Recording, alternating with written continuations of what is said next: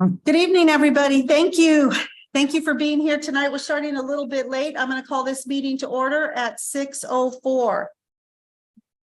I'd like to welcome everybody here who's participating in the boardroom this evening and those that are watching the meeting via live stream on YouTube. We would ask that anyone addressing the board to please use the microphone at the podium and to identify yourselves for the record. As a reminder to this meeting link is on the district webpage under the Board of Education. The streaming will run through the end of the meeting, and in event that there is disruption to the audio portion, I will pause the meeting until it is reestablished. We do have one board member who is absent from participating this evening, but is on via teleconference. Mr. Smith, can you hear me? Thank you. And this is allowed by OMA and the district's open meeting resolution, and Mr. Smith will be participating via telephone. We also have our board attorney on the line. Mrs. Dela Santo, can you hear me? Santiago, excuse me, I said your name wrong.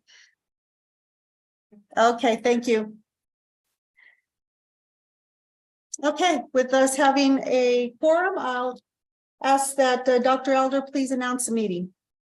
The meeting has been announced in accordance with the open meetings resolution and is a legally constituted meeting of the Los Lunas School Board of Education. Thank you, Dr. Elder. Tonight we have Mr. Samuel Martin from the Los Lunas High School, and he's going to lead us in the Pledge of Allegiance tonight. If I can have Mr. Martin come forward, stand right here, sir.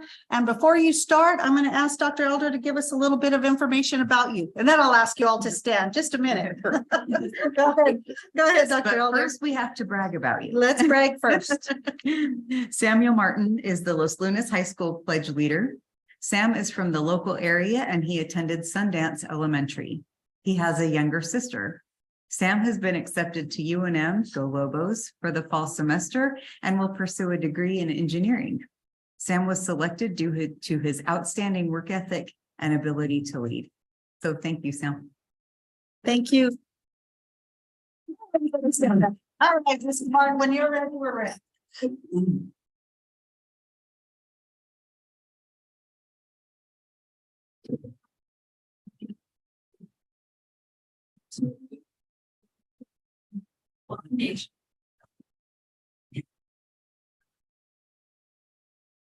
Mr. Martin, if you'd like to let Mr. Bennett shake your hand, and I think I have a certificate.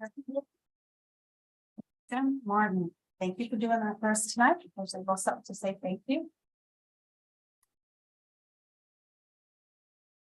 Thanks, Mr.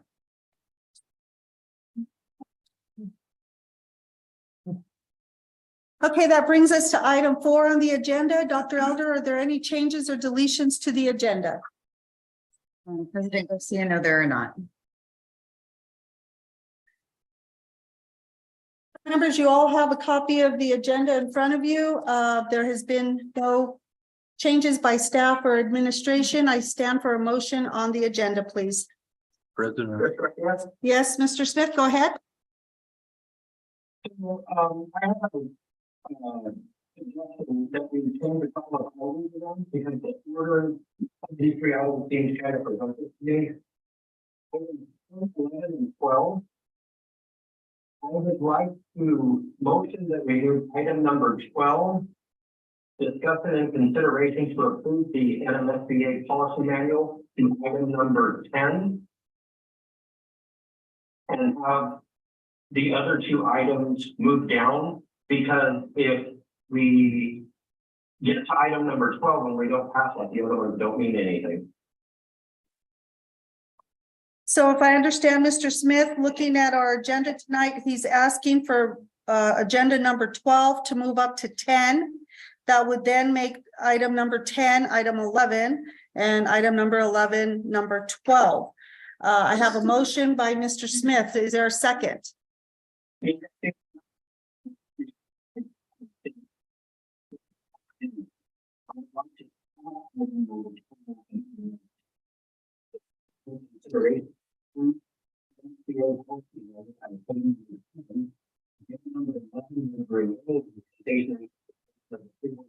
Third reading, and number 12 would be the system of procedures for maintaining newly adopted policies within the adoption of the NMSBA policy. So item number 12 becomes the procedures, and item number 10 becomes the discussion and possible approval.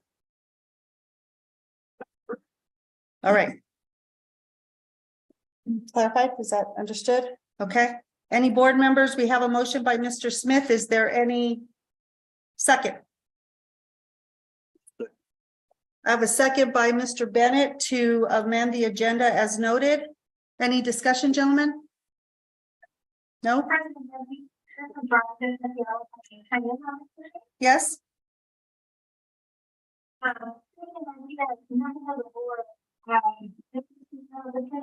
look at the order of this agenda, and the reason that these items are ordered in this particular way is so that discussion of whether or not we maintain policy if in fact we approve an MSBA policy manual seems important and necessary before you even have a discussion about whether you would vote the vote for the policy manual itself. It may be that part of the discussion would result in a change in whether or not the NMSBA policy manual is adopted. And it would seem most prudent to understand how the board feels about any particular changes or recent policy adoptions and when and where those changes occur before they speak about adopting the policy manual as a whole. So I just wanted to let the board know that this particular order was something that had been considered to allow the board to have a discussion in general before discussing the NMSBA policy adoptions. And the secondary reason for that is that once you make a motion to adopt the NMSBA, you would want to know whether or not you have a program in place in order to maintain what's recently adopted. So that any motion that you make can take into consideration those policies that you want to keep or amend or not. It's simply a mechanism to give you an opportunity to have discussion so that your motion, should one be made adopting the policy manual, will already include the benefit of the discussion of the policies and how the board would like them addressed. Thank you, Mr. Santiago.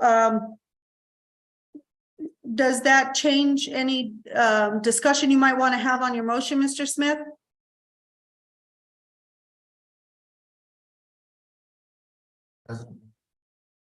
Hold on, I'll hear from Mr. Hidon. Go ahead, Mr. Hidon.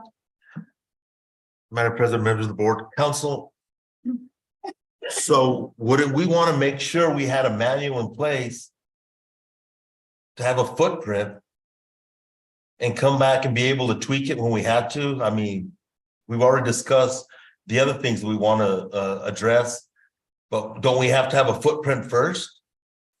Ms. Santiago, real quick, Mr. Hidon, I just want to bring, I think what we're talking about here is let's use the diabetes policy that we just passed a couple of meetings ago.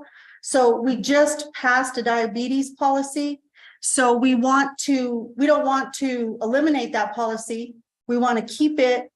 And I think the discussion under item 10 is to talk about what to do with certain policies that have been passed recently so that they're not affected by the number 12 possible approval of the NSBA policy manual. Okay, I understand what we did with the diabetes policy, but my question again is the spirit of the board, the intent was we would get a footprint. And I think that's what board member Smith is asking for. And then we address the changes and the tweaks that we need to make to it.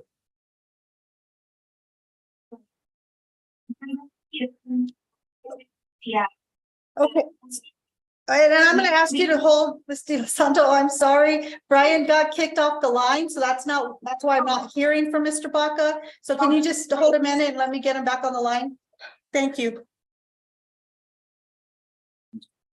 I mean, Mr. Smith, what did I say?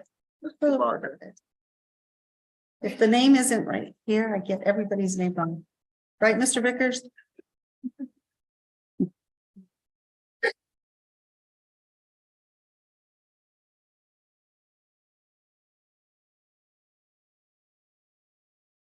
Hello? Hi, Mr. Smith, we got you back on the line. You still there, Mr. Santiago? Okay.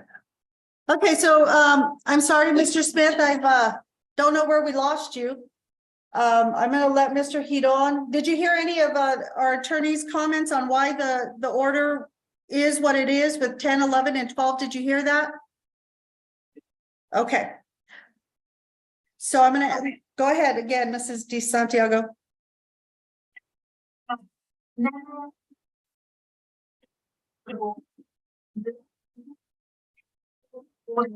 And the reason that's in this order is so that it can inform any motion that is made with regard to the selection or non-selection of the NMSBA policies as a whole.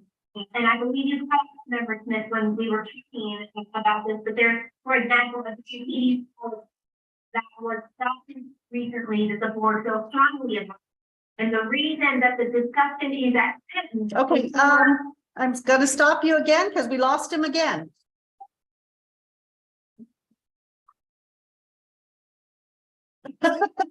I think wherever he's at, he might be having bad cell phone service.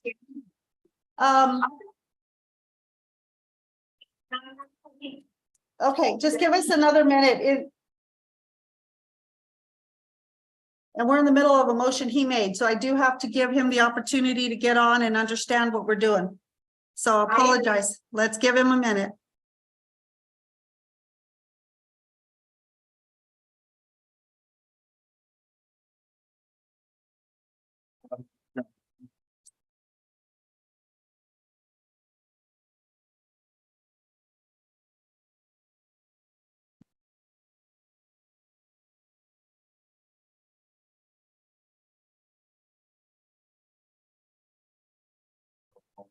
I'll do that work out Friday. Okay. All right, bye. Thanks.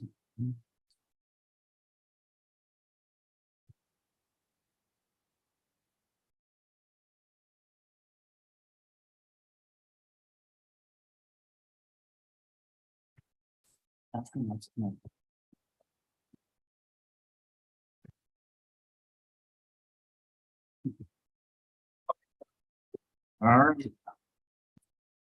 All right, Mr. Smith, we're gonna try again. You can hear me? Thank you. Ms. Santiago, if you want to start all over again, please. Yes, thank you. To review the order of detail.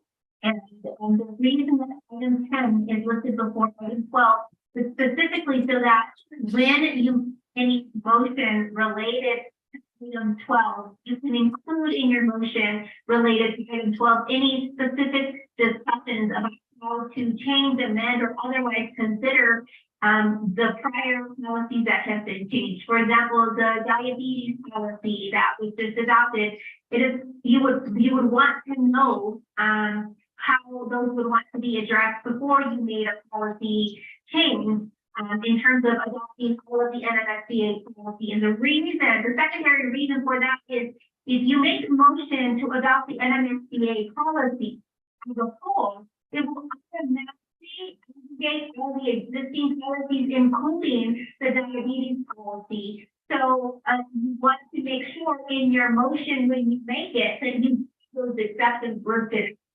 So this order is created so that you can about those exceptions that you would want to include that would be important for the board before you consider whether or not you adopt the policy as a whole.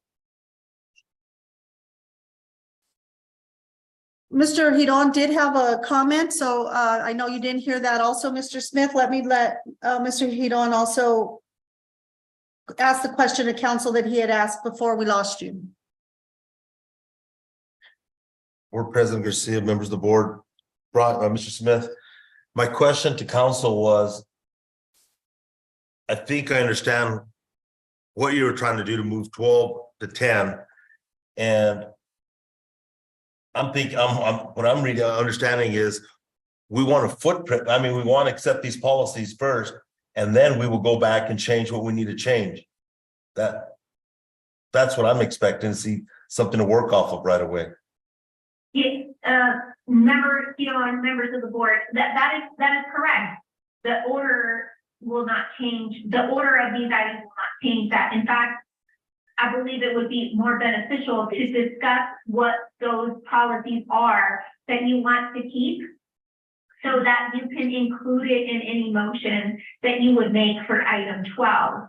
If you have not discussion, then you have abrogated, you have canceled, you have eliminated all of your policies, and you can't make a motion to keep them active because they are not. You would have to reactivate them entirely. So although create NMSBA policies is going to create a footprint, and I do understand that there has been discussion about going back through and making sure that they're culturally and relevant and appropriate to Los Lunas specifically, this would give you an opportunity to make sure that those things that have occurred recently that are most important to the board, or maybe not recently, whatever is important to the board, that those would be included in your motion so that they never get eliminated when you adopt the NF policy in the first instance. And then the follow-up to that, member, is that you would continue to work. My understanding from discussion at the last board meeting was that you would continue to work with Mr. Kennedy to implement and change what needs to be changed for purposes of Los Lunas. Oh, okay. President Garcia, members of the board, council. So with that response that you just gave us, we have a motion, we have a second. And I don't know if it's proper to discuss it now, but Mr. Smith wanted to change number 12 to number 10. So then with your response, we could just go ahead, withdraw our motion in a second and make a motion to change 12 to 11. Correct? Yeah. You can you and you still is a policy question as well. So yes, you can move to 11. That would serve the argument.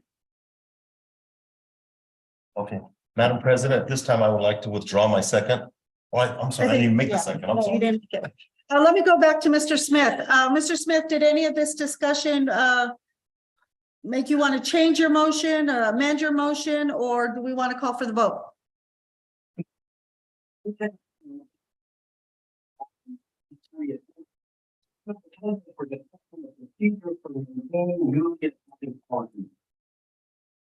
That's the policies that I spoke of the diabetes policy that we did, the bilingual policy we just did last month. Those are the amended, adopted policies that we need to discuss. What happens to those if number 12 passes? For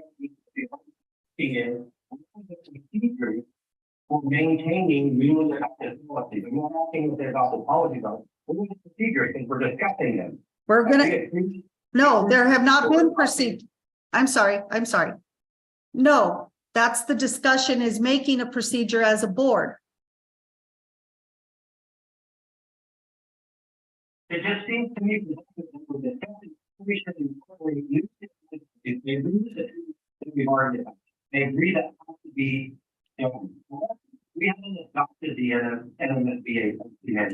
So we're going to discuss procedures. We're adding stuff to them that we have not adopted yet.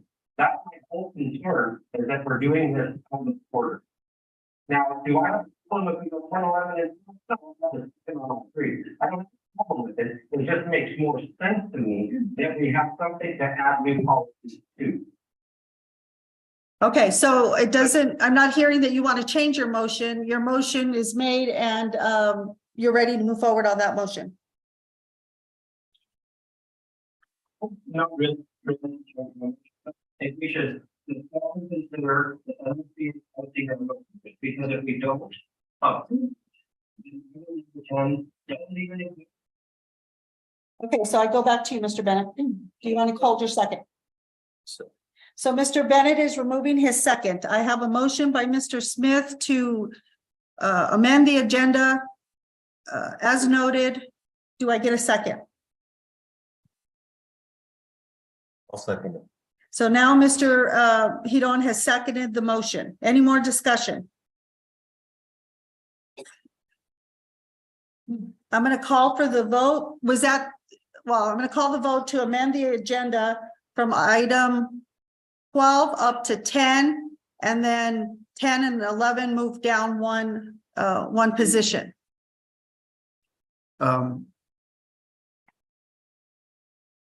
I think the motion was to swap 10 and 12 and leave 11 where it's at. Right. Okay. All right, I'm calling for the vote. Mr. Hidon, how do you vote? Yes. Mr. Bennett, how do you vote? Mr. Vickers, how do you vote? No, Mr. Smith, how do you vote? Yes. I'm going to vote no. We're going to leave the agenda in the order that it's in. 10, 11, and 12 will be discussed in the order of the agenda. Were there any other motions or changes to the agenda by the board? Madam President? Yes, sir. I understand the issue now. It's a lot more clear. So I would like to change item 12 and 11. Just flip those over. And I understand the concern Mr. Smith has. That's in form of a motion. We'll have a footprint and then we'll be able to discuss consideration of approval of a third reading. So Mr. Hidon has made a motion to flip presentation of approval of policy third reading leaves and absences with item number 12, which is discussion and consideration to approve the NSB policy. Flip those two numbers. Do I get a second? Seconded by Mr. Smith. Does council want to, if I understood you, Ms. Santiago, moving those two isn't as important, but do you want to speak to that? Madam President, members of the board, if items 11 and 12 are split, and assuming that the NMSBA policy is adopted, then the next step would be to adopt the leave policy, and it would immediately change the NMSBA policy on leaves or add to it, if that's not clear, that would have just been adopted by the board. I just want to make sure that you understand that discussion is that you're adopting policy, and the next instance you're adopting a whole new policy. Mr. Hidon, is that how you want to proceed? Yes, that's what we spoke with. We talked about the last few meetings. We discussed policies that we would adopt this and then we'd go back and address the policies that needed to be changed. It would reflect on our district like that. So. Okay, so understanding, council, thank you. Mr. Hidon wants to keep his motion. Mr. Smith, you want to keep your second? Okay, so then any more discussion on that item, gentlemen? I'm going to call for the vote. Mr. Hidon, Yes. Mr. Bennett, yes. Mr. Vickers, yes, Mr. Smith. Yes. All right, I'll go and say yes, and we'll amend the agenda and we'll cover the NSBA policy manual as item number 11, and item number 12 will then be the consideration of approval policy for leaves and absences, third reading.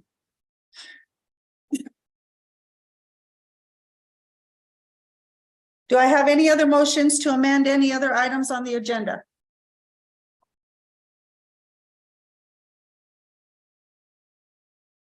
Okay, I'm not hearing any other motions or discussion. Agenda is approved with amendments.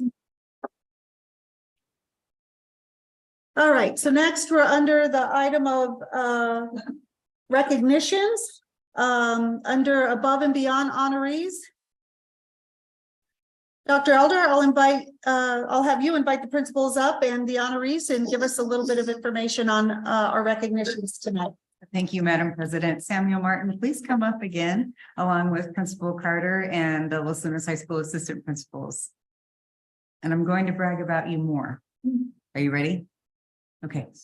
Samuel Martin is Los Lunas High School's selection for the Los Lunas Schools Above and Beyond Award. Samuel is a hardworking student who is fascinated with the engineering career field. Samuel started with the Project Lead the Way his freshman year and completed in Science Olympiad in 2020. He joined the Technology Student Association the same year. During the 2022-23 school year, Los Lunas High School entered the Best Robotics competition for the first time in school history.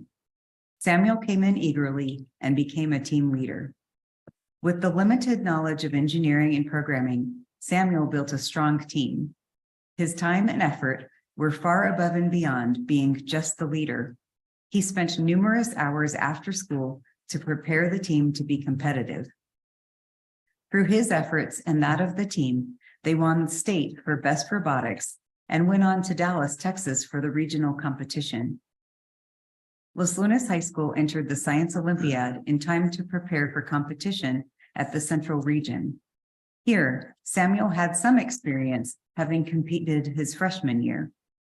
Once again, he took on projects he was unfamiliar with, coached younger students in order to create a team that could compete and win based on an ability to adapt, learn, and lead. Samuel is a great inspiration to the team. Next was the state competition.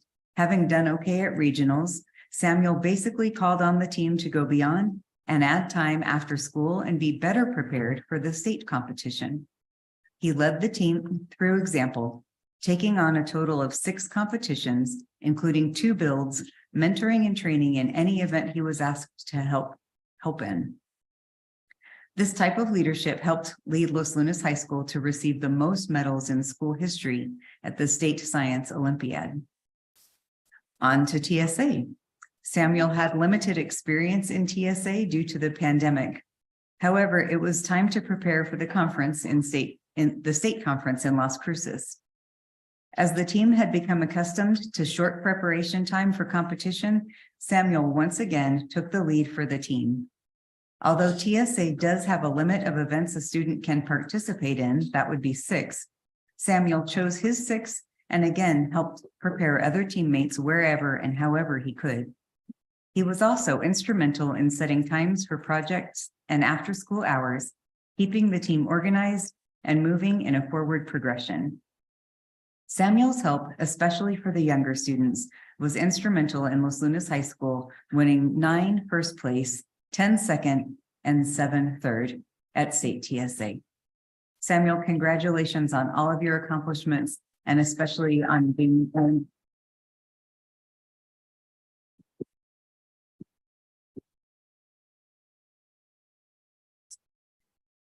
Awesome. All right.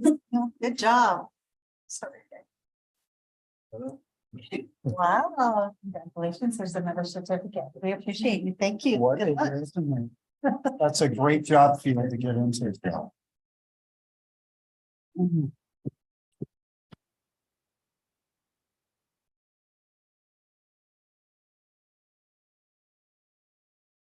All right. So, Dr. Elder, I believe we have another recognition. we have a special guest who would like to take that to announce that recognition, Mr. Holland.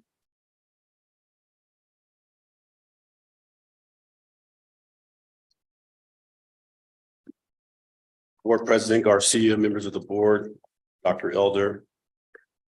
Thank you for giving me the opportunity to once again recognize kids. And it gives me great pleasure to recognize our 2023 5A state champion, Miguel Andrade, AKA Miggy. Miggy, go ahead and stand up, brother. Thank you.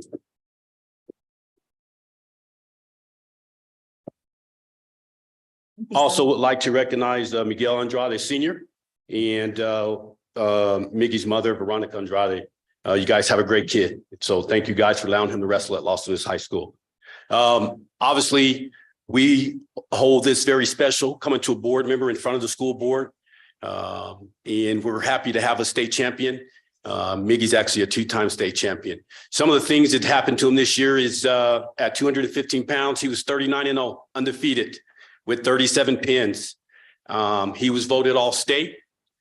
He made the All-Star team. He was voted New Mexico Wrestler of the Year. That is the equivalent of the Gatorade Player of the Year in any other sport, at all classes. And that's an accolade that is pretty tough to get. And no, we're happy that Mickey got it, and well deserved. And also, he was recognized to be a member of the New Mexico Wrestling Dream Team. Next slide, please. We have a second slide. You guys that have the handouts, you can see this is the tournament bracket, and he just crushed everybody. Just went through it like hot butter. And like I said, 39-0, 37 pins, outstanding. We're just, again, fortunate to have him. And he had a great coach, longtime wrestling coach at Los Lunas High School, Steve Chavez. Next slide. Mickey's been wrestling since in the 8th grade at the varsity level. And you can see his record. 8th grade, he was 3rd. I had talked to his mom after that. She was not happy. I thought he did a heck of a job. You know, he came on his freshman year and sophomore and junior year and finished 2nd. This shows you his resilience. He overcame an obstacle, and his task was to be a state champion. And this year he did it, 39-0. He has a career record of 145-17. He holds the record for most wins. That's even more than Steve Chavez, because I gave him crap, Mickey, about that. Mickey has stitched himself as one of the top wrestlers in Los Lunas High School history, but not even just Los Lunas High School, but and remember, we've got a tough county when it comes to wrestling, in the county of Valencia and in the state of New Mexico and in the Southwest. He was also a 2021 state football champion. If you guys that have born and raised in Los Lunas, you'll hear her name. He is the grandson of the late, great Frank Valencia, who coached for Los Lunas in the 80s. Well respected. Miggy, it gives me great pleasure to have you up here today. We want to congratulate you. The board wants to congratulate you. We thank you. You've done a lot. And I want you to know you're going to be missed. And but your name, like I said, will ever be stitched as one of the greatest wrestlers in Los Lunas history. Now, also, he maintained a cumulative 3.5 throughout high school. So again, Miguel Andrade, thank you, congratulations, and we're glad that we had the opportunity to witness you in your journey here at Los Lunas High School. Thank you.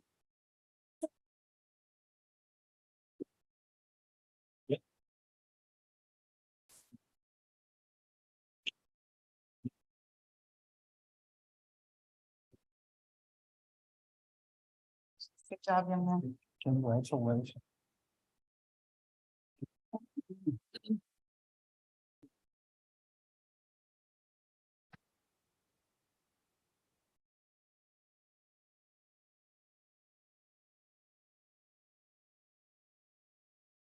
Some students and parents that, I don't know, Mr. Andrade or his family need to be dismissed. This would be a good time for you to walk out, go home, do your homework, have some dinner. We have a long meeting that we still are going to follow up on. So if you need this time, I'll give that to you to step out. Thank you again.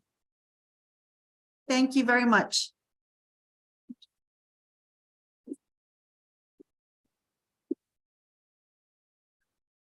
So we have two members of the public that would like to address the board.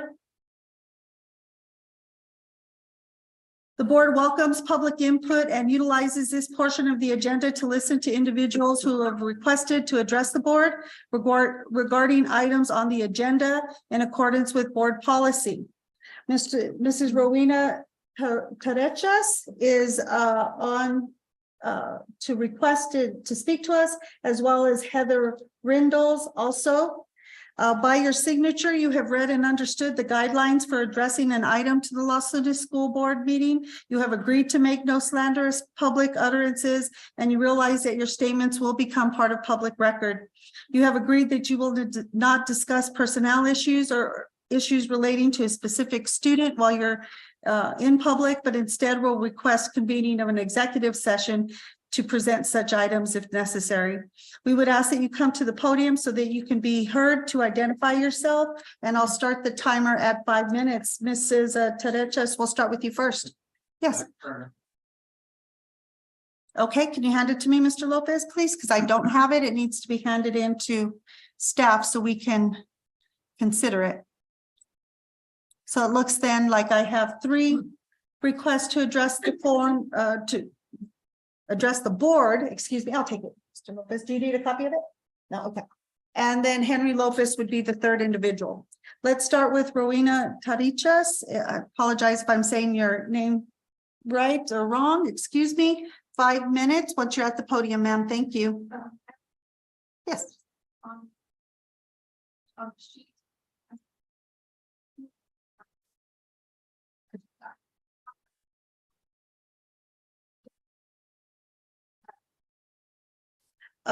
I guess it would be 2 different times, 5 minutes each. Start with your first topic, I guess.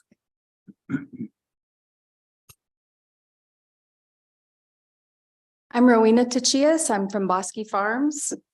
Dr. Elder, Madam President, members of the board, I'm going to talk about, and I really appreciate council being on the phone. I'm trying to make this clear because I'm glad I wasn't the only one. So that shaved off 2 minutes of what I was going to talk about. I didn't understand the order or exactly what you were doing with between 10 and 12.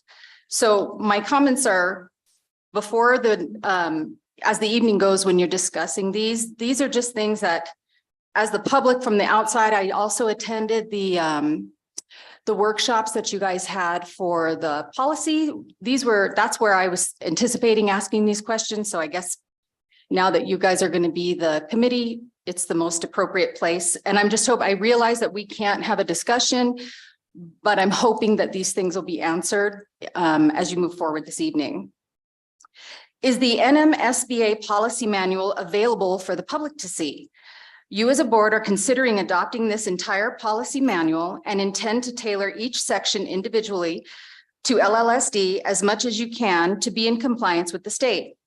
Mr. Vickers made a point. This is like signing a blank check and filling it in later. What will the status of the approved student handbook and the student behavior handbook that both parents and students signed at the beginning of this year, stating that they've read it and they're going to adhere to? When does this happen? These handbooks are in compliance with the current LLSD policy. How does the public hold the district accountable for compliance if we cannot read the individual policies within the NMSBA policy manual? What happens when there is a student, staff, or parent issue between adopting the NMSBA manual, the current handbook, current LLSD policy, and tailoring it specifically for LLSD schools? Which one will have precedence given an issue or a problem? Stakeholders should have the right to see the policy in whole in its entirety to be transparent. How do stakeholders hold the district's feet to the fire in the event that there is an issue when we don't know which document LLSD will be following at the given time? For an example, I have a situation and I am referring to LLSD policy on the website and the student handbook, behavior handbook. The district has adopted the NMSBA policy manual and it may have something different or may not be tailored to that part yet. So what then? Which is correct? Which are you going to follow? Putting up pieces of the NMSBA manual after proposed changes have been made to include subject expert suggestions. That's what I heard you were going to have people talk about, as well as public input, isn't good enough. We really need to see the whole thing all at once so we can track the changes and hold it accountable. Will the student section of the new manual be tailored first based on the fact that the new student handbooks have to be approved prior to the new school year? Keeping in mind that the school attorney stated that there were many current LLSD policies, and this was at a previous meeting, that were not in compliance with state law. Some clarification would be greatly appreciated. Finally, if the NMSBA policy manual is adopted tonight, when does it become in effect? Will stakeholders be able to access this policy manual in its entirety when it's adopted? Because personally, if I'm going to hold someone accountable to the policy, as you probably know from my emails, I want to reference the correct policy verbatim. Thank you. Thank you. Ma'am, did you want to address your separate issue right away and just go ahead and I'll give you another 5 minutes on the separate issue?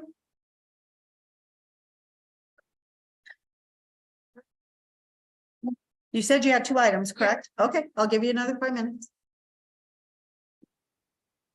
Go ahead.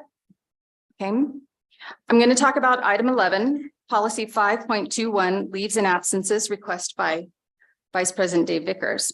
I understand that we are unable to engage again in dialogue. So this is really just questions that I had that I'm hoping later tonight in your discussion are items that you guys would consider talking openly about.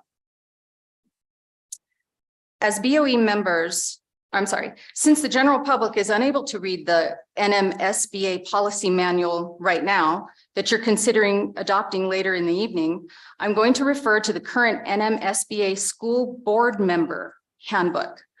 As BOE members, you're obligated to put the children first and their needs first. Quote, as elected officials, members of the Board of Education are representatives of the people of the school district, end quote. It goes on to state, decisions must be based on the needs of all the people and the overall educational interests of each district's students.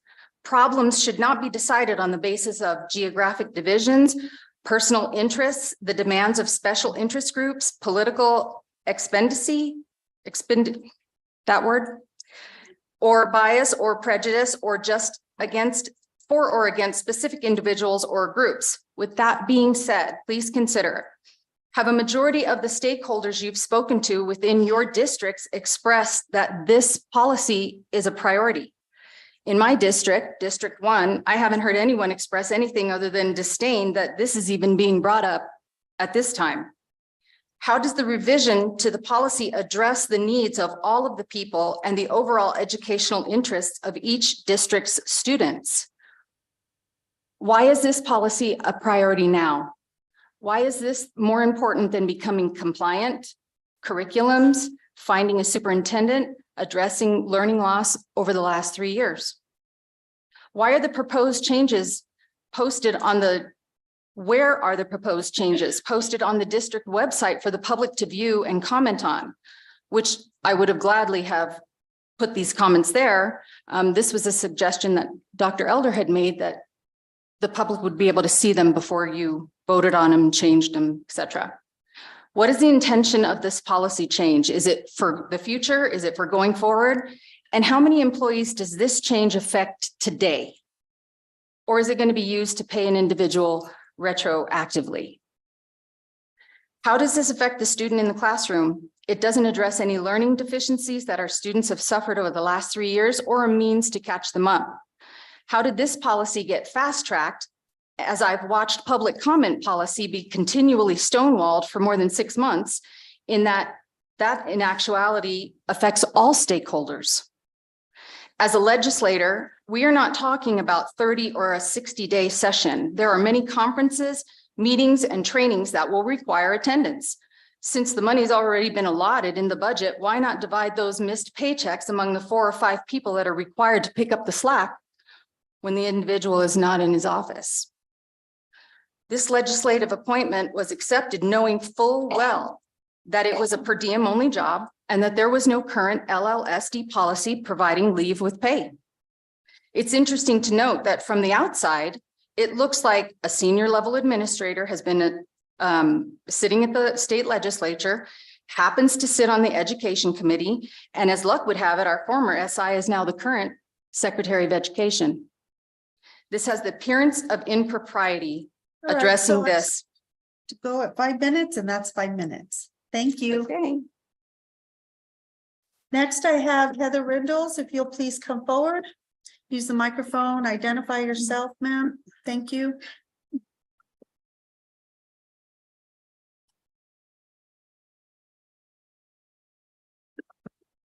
Good evening, ahead. Dr. Elder, President Garcia, and members of the board. My name is Heather Rindles, and I come to you this evening as a concerned parent, community member, and district employee. While reviewing the social studies curriculum, I became very familiar with the state standards and am adamantly opposed to the new standards that are to be introduced. First of all, the introduction on the PED website refers to our society as a democracy numerous times, which is incorrect. This suggests that in the United States, the minority is completely unprotected from the will of the majority, which is false.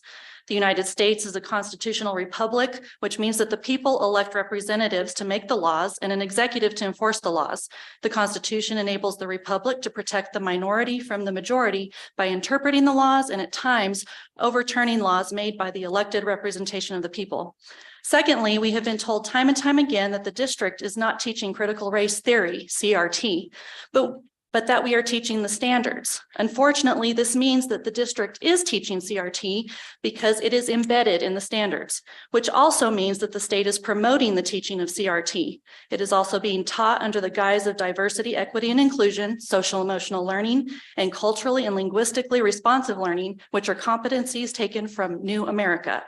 You can call it whatever you want, but it is still CRT. If you are not familiar with CRT, it is looking at everything through the lens of racism. Any disparity is considered racist, and every system that has been put in place has been built on the foundation of racism. And even if a system tries to implement an anti-racist policy, it does so to uphold its racist ideals. It perpetuates victimhood and promotes division and hatred. It is an academic theory that has become a political activist movement and is being taught as a historical fact. Here are some examples directly from the standards. Investigate how identity groups and society address systemic inequity through individual actions, individual champions, social movements, and local community, national and global advocacy. Evaluate the role of racial social constructs in the structure and function of 21st century U.S. society. Discuss the impact of significant legislation and judicial precedents in formally perpetuating systemic oppression. Assess how social policies and economic forces offer privilege or systemic inequity in accessing social, political, and economic opportunity for identity groups in education, government, healthcare, industry, and law enforcement. Examine how and why diverse groups have been denied equality and opportunity both institutionally and informally, and under personal financial literacy. Describe how geographic representations can express both geospatial locations and human bias. Is this saying that maps are biased? Next on the list is this book by Ibram X. Kendi, that it was sent to our district by PED and then was handed out to our social studies teachers to help guide them in teaching the standards. Ibram X. Kendi, whose real name is Ibram Henry Rogers, uses perverted interpretations of scripture to support his ideology. He promotes the idea that white people think there's something wrong with Black people. That is a racist ideology. He believes that there is no such thing as not being racist. You're either racist or anti-racist. The claim of not racist neutrality is a mask for racism. In conducting further research on this person, he has written another book, How to Be Anti-Racist. In it, he states the only remedy to past discrimination is present discrimination. The only remedy to present discrimination is future discrimination. I would like to know if anyone read it before handing it out to the teachers. The problem with Kendi, culturally responsive learning initiatives, DEI, and the standards is that they create exactly what they profess to oppose. This ideology has no place in our public school system. And to be clear, I support teaching the good, the bad, and the ugly of our history, but I don't support spinning history to support a destructive ideology. You also need to be aware that this is not just isolated to social studies. We have books published by Read Woke Books in at least one of our libraries. And as explained through required reading of The Hate U Give in some of our English classes, not only does the district provide ally action support prompts for white readers, but students are also taught, and I quote, being anti-racist is different for white people than it is for people of color. For white people, being anti-racist evolves with their racial identity development. They must acknowledge and understand their privilege, work to change their internalized racism, and interrupt racism when they see it. Since the district is claiming, Thank you, Mrs. I have one Reynolds. got statement. you. Huh? I have one statement left. You're at 5 minutes. I'm giving everybody 5 minutes. That's where we're at. Thank you. Next, I have Mr. Lopez at 5 minutes. Once you get to the podium, Mr. Lopez, thank you. Identify yourself. I'm not gonna start it till you get to the podium, Mr. Lopez.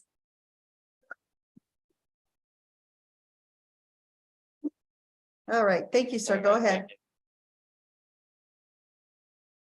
Members of the board, Dr. Elders. Good afternoon. And thank you for allowing me to speak today. I read that today's agenda will have an introduction to the New Mexico Social Studies standards by our superintendent. These standards are being mandated to be taught in our schools, are led by the New Mexico Public Education Department in Santa Fe. I am concerned with the new pillar of ethnic, cultural, and identity studies, also known to me as equity or CRT. There is nothing at this point that can be done to change that. This is now a statewide policy. It'll require new social studies books to be purchased by our schools. And gratefully, the public was invited by this administration to review 2 of the proposed social studies curriculum books by Savas and McGraw-Hill. I attended and reviewed the 2 proposed books at the Las Lunas High School and spent 2 hours. The 2 hours that I'd spent there was not enough time to fully review all the curriculum for all the grade levels. But thankfully, you, the administration, allowed continued access through the school's website for further review, and for a few weeks, I took advantage of the extended time. I quickly found, while researching the proposed curriculum, instances of anti-white overtones and divisive examples of victim blaming, as well as one-sided political views of current events and LGBT politically driven agendas throughout all the junior high and the high school material. Today, you will hear an intro to these New Mexico social studies standards that will possibly be using one of these books by Savas or McGraw-Hill. You will also be told that within these books, there is no CRT that will be taught. I am here to tell you from what I was reading that many overtones were masked within these pages aimed at teaching that Black and brown children are victims and white children are inherently racist. As a parent, I am skeptical. For example, at a conference this past year supported by the New Mexico PED titled Building an Equity Bridge, Alamogordo Superintendent Ken Moore was caught on tape stating that guerrilla warfare tactics will be used to introduce equity and parents will be none the wiser. You can look that up on YouTube too. Superintendent Moore has since been suspended indefinitely, but what I am asking you before a decision is made to accept one of these books, I implore you all to review them first. If it is too much to read, a simple keyword search will get the information that I am talking about. In closing, in 2010, House Speaker Nancy Pelosi famously stated the quote, "We must pass the bill so that you can find out what is in it," end quote. Let us not be that fool and make that same mistake again and read these books before accepting them. That's all I've got, but thank you very much. Got 1 minute. No, I'm good. Thank you, Mr. Lopez. Thank Thank you, you. all of the commentators for your comments. Next item on the agenda is going to be the consent items. Are you still with us, Mr. Smith?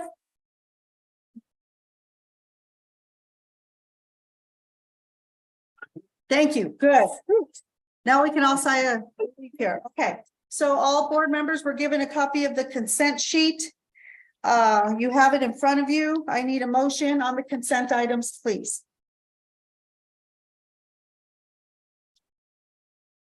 Go ahead, Mr. Vickers. I move that we consent the entire agenda with the exception of item number 10, 11, and 12 as originally presented, but now have been changed. The orders changed. Plus 13, 14, 15, 16, and 17. And those are the only discussion items.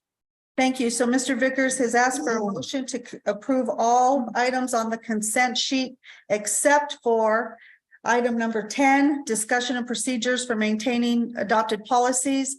Item number 11, presentation and consideration of policy reading, which now becomes number 12. Number 11 is discussion to approve the NSB policy manual.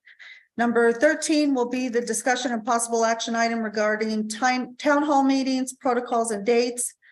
Item number 14 is going to be discussion and possible action regarding selection of permanent superintendent position. Item number 15 is discussion regarding board priorities and board goals.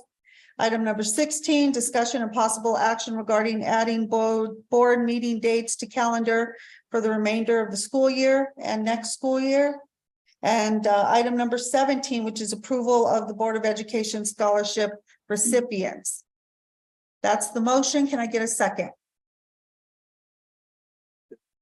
Mr. Bennett has seconded the motion by Mr. Vickers. Any discussion, gentlemen?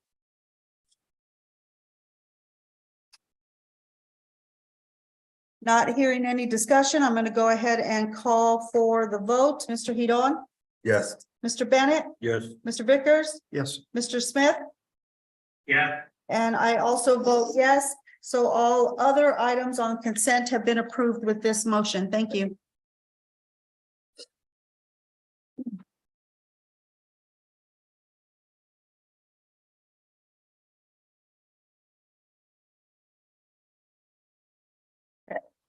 I believe that brings us to the superintendent's report. Dr. Elder, I'll turn it over to you. Thank you, ma'am.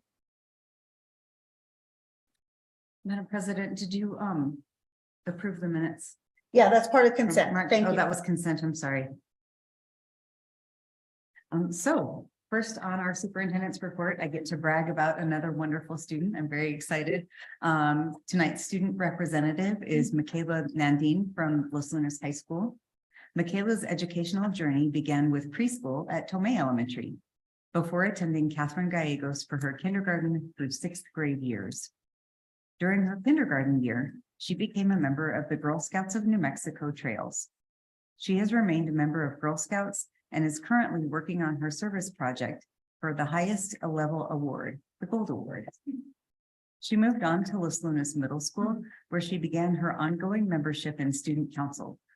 She has been a student at Los Lunas High School for the past 4 years, where she is currently a member of the Marching Band, Winter Guard, Technology Student Association, Science Olympiad, National Honor Society, Class Council, and HOSA Future Health Professionals. She currently holds the officer positions of Student Body President, Class of 2023 Vice President, and HOSA Public Relations Officer. She is also a captain of the Code Blue Winter Guard. Michaela is a current employee of the Los Lunas Schools Special Services Department as a student mentor to a student at Raymond Gabaldon Elementary. Her involvement with the local community is leading to a bright future with recent acceptance into the combined BA MD program with the UNM College of Arts and Sciences and the UNM School of Medicine. This is a very, very prestigious program. Michaela's desire is to become a physician who works in rural regions of the state of New Mexico, and this program will allow her to give back to communities in need. We are very proud to have Michaela serve as the student representative from Los Lunas High School and wish her the very best in her future endeavors. Michaela, welcome, and you may have the podium.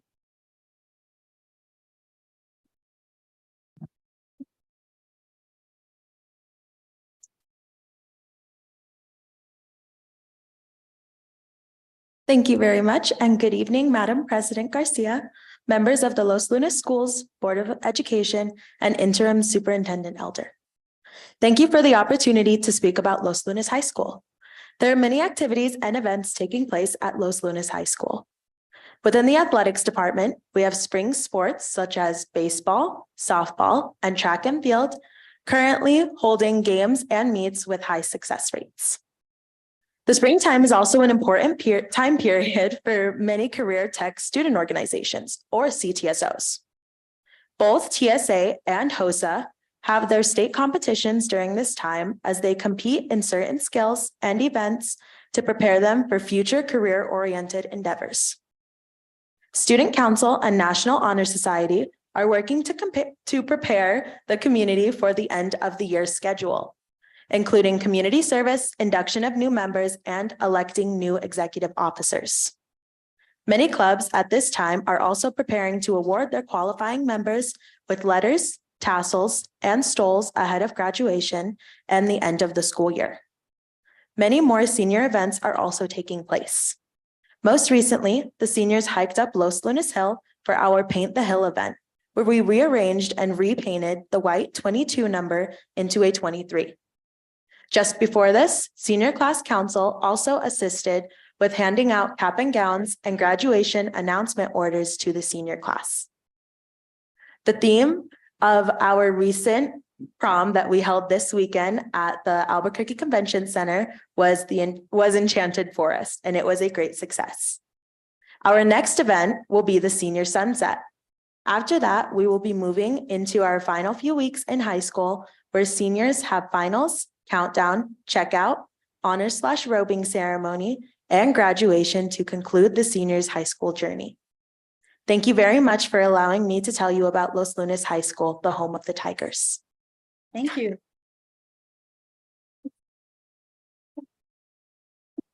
Do any board members have any comments or questions for our student representative, Mrs. Martin? Apparently you don't want to be rich. You're gonna take care of us that don't have the money. But what school are you gonna go to? What college are you gonna plan to go to? I will be attending UNM. I'll be attending their undergrad program with the combined BAMD program, earning a Bachelor of Arts via the undergrad before transitioning into the medical school with the reserved seat with the program. And also, I just want to thank you guys for hosting our regional school board meeting up there. Everyone was just in awe. You guys did such a wonderful job. Thank you so much. Thank you so much. It was a pleasure.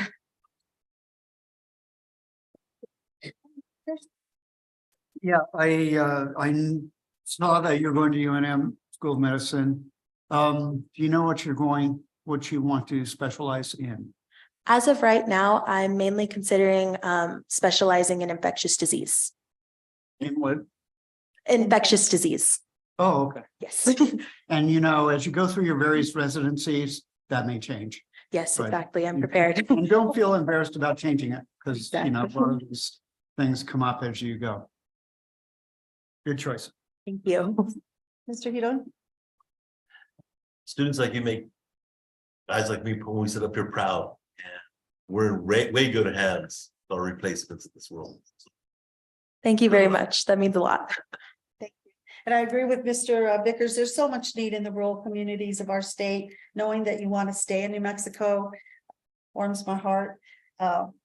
Maybe not the most money, but the most need. So thank you for looking into that and considering it as your future. Good job. Congratulations. Thank you. I'm very excited. I appreciate your time. Thank you. Oh, yes, Mr. Smith, I almost forgot you. I'm so sorry. Go ahead. But I did ask if you were there a minute ago, so give me a little credit. But go ahead.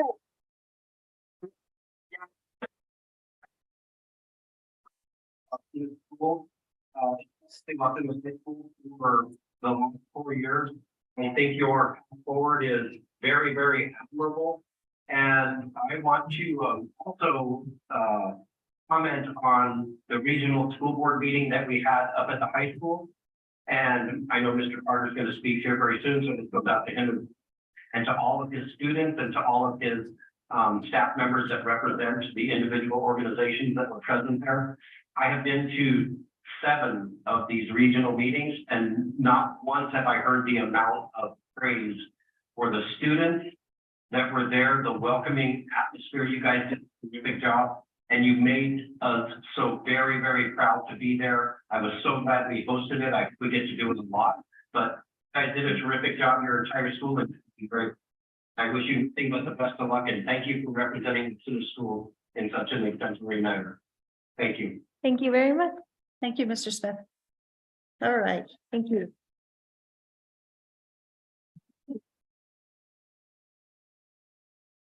Okay, I think that we're still in superintendent's report, item B. Thank you, Dr. Elder. Yes, thank you, Madam President, members of the board. Next, we have Los Lunas High School, led by Principal Paul Carter, to give us his presentation and update with his team.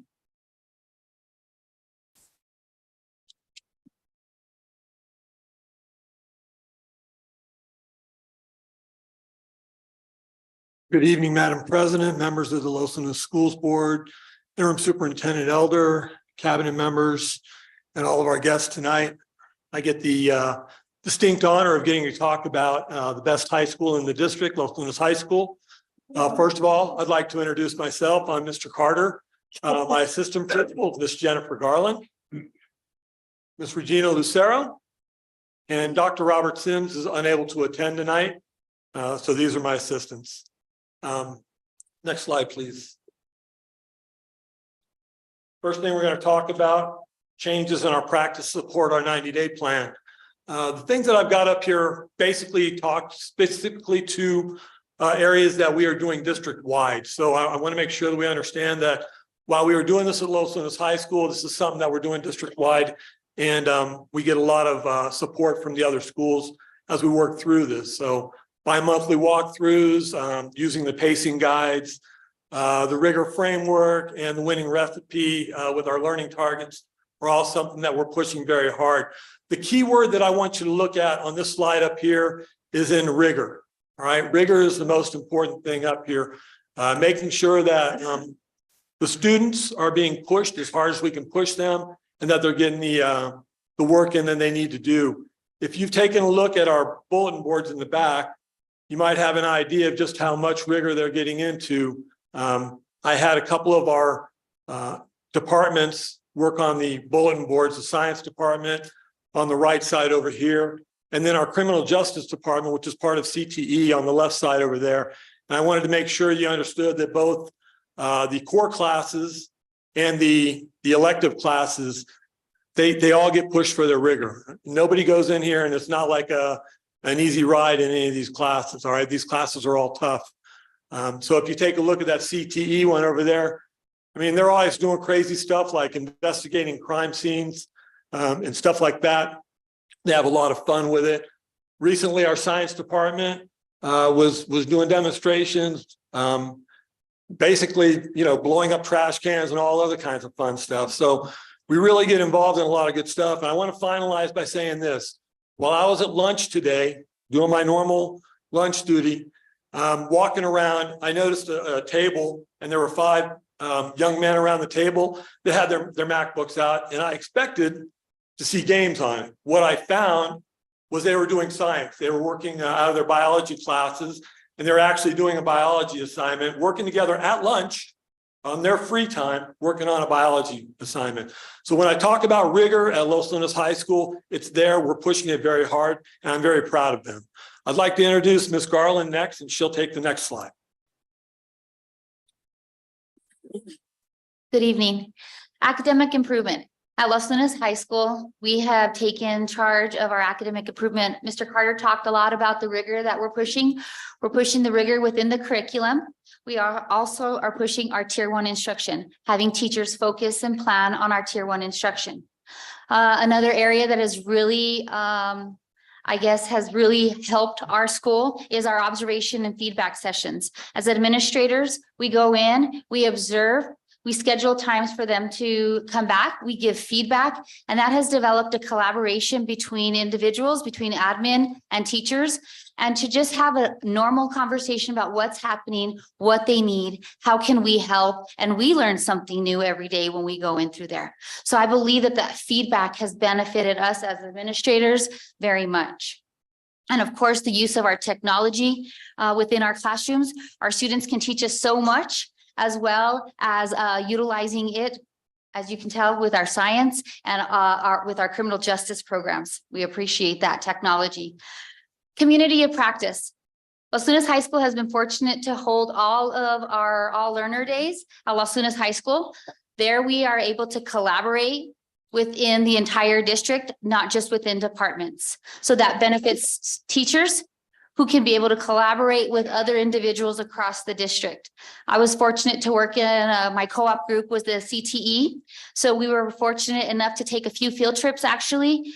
We set up and we actually went to Action RV, we went to Walmart, and they basically set up opportunities for us as educators to know what they're looking for, and they called it soft skills, and what we could really work on teaching our students during our elective time, and how can we promote them for the real world and to come out when they're interviewing and what they're looking for. At Las Lunas High School, the implementation of our prep time and collaboration is, we don't do it through departments. We actually do our prep time co-ops through cross-curricular. Here we have our prep time within cross-curricular departments. This is an area that they can share ideas that is working in one classroom versus another, share our initiatives throughout Las Lunas High School. And this is an opportunity for them to intermingle within our school at that opportunity. I'm very excited to talk about our extended learning programs. Las Lunas High School does have 13 extended learning programs that are funded. As you heard tonight, we heard about Sam and all the things that he's done. We heard about Michaela and all of the opportunities that they've done. Our HOSA, our Eye of the Tiger programs. We have a lot of programs that are out there that our kids are benefiting from. And I'm so excited to know that we have the staff and to be able to support the students' interests. When we have a student who comes up and says, hey, can we think about this kind of program? Can we do this kind of extracurricular activity? They always seem to find an educator out there to be able to support their program. And we're very excited about that.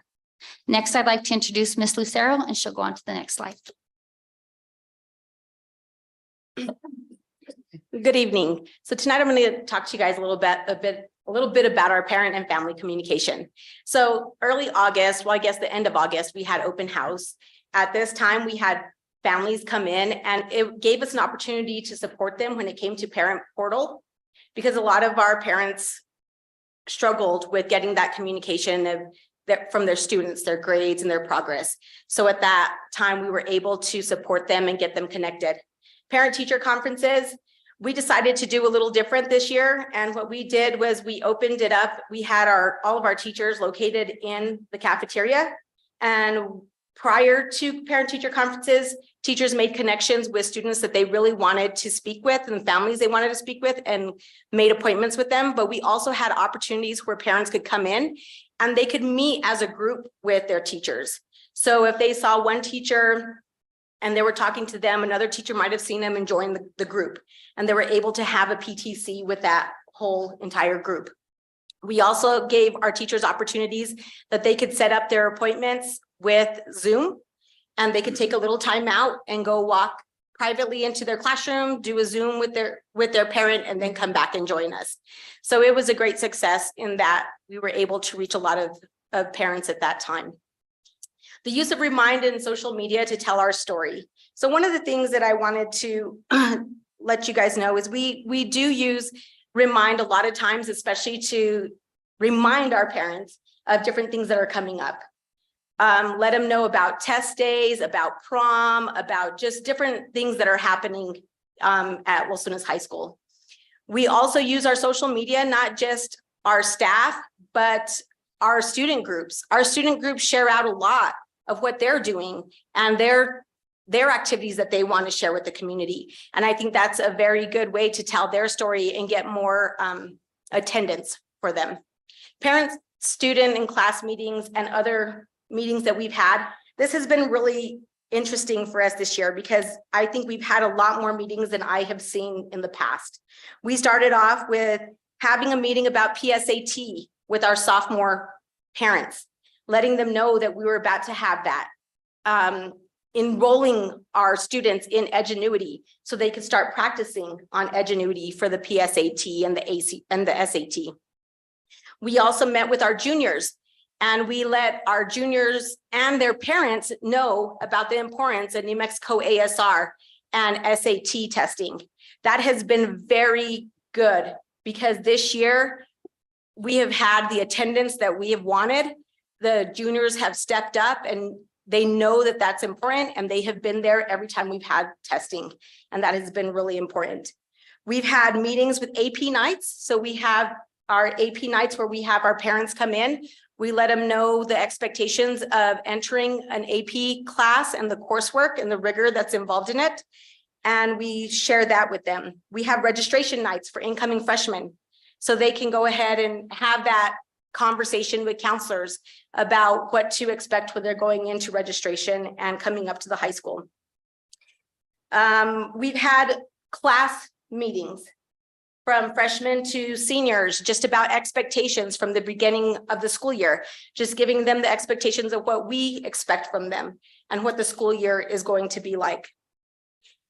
Last but not least, student mentoring program. This has been an exciting one for us. So we've had a lot of our students become mentors and have mentees with special services. We've really enjoyed that. We've honored them at a baseball game just recently, where we had our mentors that played baseball have their mentees join them on the field. And that was really good. One of the things that I take from this is one day at lunch, I shared this story because it was touching to me. We had one of our special needs students walk in, and he wanted to sit with a group of students at lunch. And it was a little further from the people who monitor him. And they came over and they said, well, he's a little too far, he needs to come a little closer. And we were having a conversation, and those group of students instead got up and said, we will move with him. And so they got up from their lunch table and they moved closer so that they could be close to him and close to their aid. And I think that that's really important, because that shows the acceptance of our students, and they're learning to accept one another and know that they're all in this together. And I think that's a very good program. Mr. Carter.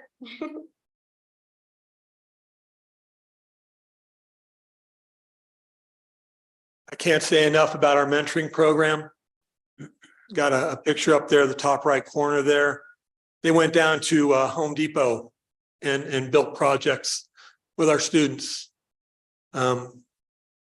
Working with the local community and these kids, absolutely outstanding. Anyways, I want to thank you very much for allowing us to talk a little bit about Los Lunas High School today. Madam President, board members, I stand for any questions you might have. Thank you very much, Mr. Carter. How about I start with you, Mr. Smith? Yeah, I just want to thank you for what you've done for the district. I know that it's a very demanding job that you have, and unless you sat in that chair, parent, that's all the principal jobs are, and the assistant principals do an amazing job. But I want to thank you for all the work you did. You did tremendous things for all of us, and I greatly appreciate it. So thank you to you and your staff. Kudos to all of you. Thank you. Mr. Bennett? Madam President, yes, I'd like to thank you for taking those kids on field trips out of the classroom to actually be somewhere to work that way. That's great. And of course, you got a great mentoring program up there, but you guys do a wonderful job, and I just want to wish HOSA some good luck down in Dallas. So bring back some medals. Nice. Mr. Vickers? Mr. Carter, thank you very much. I'm sort of seeing a vision of Los Lunas High School and the other high schools becoming merged with the community, and not a separate entity from the community, but everybody's all together in it at the same time. I think that's, I see that happening, and we're moving in that direction. I think that's really positive for our entire community. And as I've said before, this board can be a hindrance to your job, or we can help it, but we need to know if there's something we need to be doing to make your job easier, we need to know about it. And if there's something we're doing that is getting in your way, we need to know about it. So please keep that in mind. Yes, sir, I will. Thank you. Thank you. Mr. Vidal? Mr. Carter, thank you guys for this presentation. But I really want to thank you guys for last week. You guys have no idea how many compliments we got from Los Lunas, from the entrance to those students greeting everybody to the service. First class. Thank you guys. Thank you very much. Thank you, Mr. Carter, and I'll just echo what everybody else basically has said. It was a positive night and we came out shining, and it was from the work that you did as well as staff and administration to pull that off for us. So we looked good. Thank you for that. I had a real quick question on those soft skills that one of you mentioned, that how are you going to get that back into the classroom? So you've met with some employers. How are you going to integrate some of that into the classroom? So we are fortunate to have all of our CTE teachers there. So they've taken that, actually Action RV gave us a list of those soft skills. So now they're embedding them within their daily lesson plan and practicing those within their classroom. So that's how they're embedding them in their everyday. And so they were able to embed it right away. Yes. And it's just about, how do you speak? What do you do? How do we enter a room? Things that I think that many people just take for granted that we know. And how do we start our day when we enter and we greet our students at the door as well? That's what I wanted to hear, because I think that there's plenty of employers out there that would love to just bend your ear on some of the things that we'd like the students to do. So I appreciate that you took it right back and implemented it into the classroom. The only other thing I wanted to mention is that criminal justice program that you have going on back there. I did stop and look at some of those pictures. It is something that weighs on me and I care a lot about in budget and everything. So I'll talk about a little of that, but I appreciate that those opportunities are available for our students to know and learn all the different occupations that are out there. So thank you for that, Mr. Carter. Thank you for your staff. Thank you, Dr. Elder.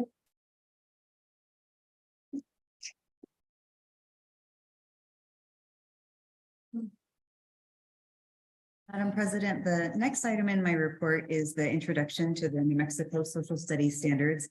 And while I'm kind of doing an introduction, I'd like to go ahead and call up Interim Chief Academic Officer Alicia Himes and the Learning Innovations team. And as they're making their way to the podium, I just want to give a little bit of background that the New Mexico Public Education Department did bring forth revised social studies standards last school year. And so we started to explore those this school year. What you'll hear this evening is the first part in a two-part series.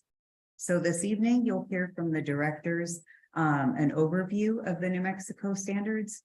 Next month, we'll bring in the teachers, the classroom teachers who are part of the selection committee to select materials to support teaching social studies. Throughout the process, we have promoted transparency and communication. We've had all of the materials that were considered online for over a month. You'll hear more about the process next month, but I just want to be clear that throughout the process, we've been very clear. We've put everything out there. We've hidden nothing. And we've really worked hard to promote respectful and informed dialogue with educators, with parents, and the public. And so with that, I'm going to turn it over to Interim Associate or Chief Academic Officer Alicia Himes. Thank you. Board President Garcia, members of the board, and Interim Superintendent Dr. Elder, thank you for the opportunity to share some information tonight about the New Mexico Social Studies Standards. I wanted to talk just briefly before I introduce my team about the importance of transparency and also getting input from various stakeholders. Especially in an area where we're asking our students to learn about multiple perspectives. It would be remiss of us not to consider multiple perspectives, especially when we're selecting something as important as materials or learning about standards. So tonight you will hear a little bit about the standards themselves, the timeline for their introduction to our staff, and also the professional learning opportunities that have been available so far and will be ongoing, as well as the process and the multiple avenues that we've had for gaining some input regarding the selection and adoption of these materials that will support the standards. As Dr. Elder mentioned tonight, this will just be an overview of what those standards look like, a little bit of the shifts that you will see that are different from the previous renditions, and then also the rollout. So that being said, I'm going to hand this off to three of our directors who have been leaders in the implementation and the rollout of introducing those standards. And I will allow them to introduce themselves. But as you mentioned, Dr. Elder, this is an ongoing process, and our goal is to be as transparent as possible and gain input throughout the entire journey. So thank you.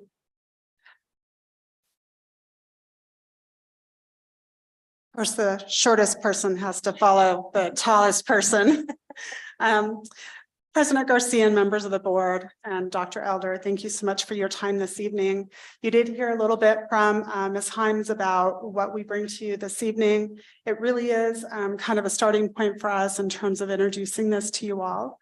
And so what you're going to hear tonight is really kind of an overview of the instructional shifts that our students will be experiencing with these new standards. You'll also hear a little bit about the work that we've done with professional learning with our teachers, as well as the process for looking at materials. I do want to take a minute just to go ahead and introduce the rest of the team here. I'm Catherine House. I'm the Director of Elementary Learning Innovations.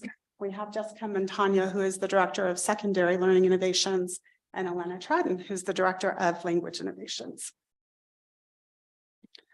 So what you see here is a graphic that many of you have already seen.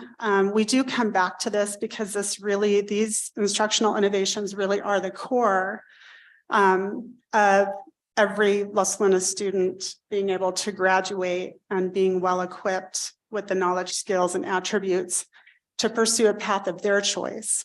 And one facet of this is the rigorous and complete district curriculum, which includes social studies as one of those core content areas. So this comes from the National Council for the Social Studies, which is one of the largest national associations for educators of social studies. The importance of this quote really is the underpinning of what we're looking at instructionally with the shifts for our new standards. So if you look at this quote, the primary purpose of social studies is to help young people develop the ability to make informed and reasoned decisions for the public good as citizens of a culturally diverse, democratic society in an interdependent world. And the reason why I say this is kind of holds the essence of that is that we're really going from recall of facts, dates, people, into a much deeper understanding and our students being able to engage more rigorously in really what the social studies has to offer them as citizens in this country, in this state, and in this community. And Elena's going to talk a little bit more about that.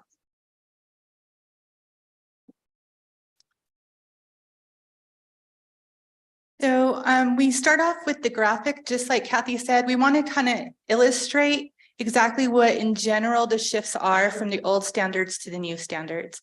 And for those of you who have never seen this before, this is Bloom's taxonomy, and it's kind of a hierarchy of learning. So at the base, the very basic level of learning is that recall of facts. And as you progress up the pyramid, you're going to see things like explain.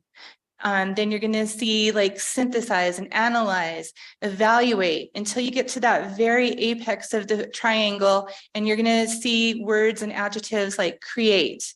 And that's where those students are creating artifacts of their learning.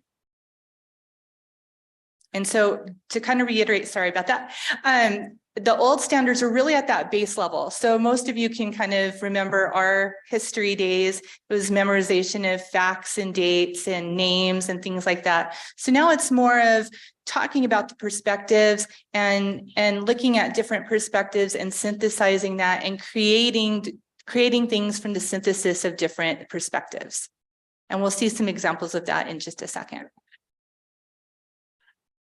So in no way are we going to be able to present all of the standards for social studies in the next 3 slides. That would just be impossible. So our goal tonight is really just to show how they are structured so that therefore I would encourage you and all stakeholders to take a look at the standards for yourselves.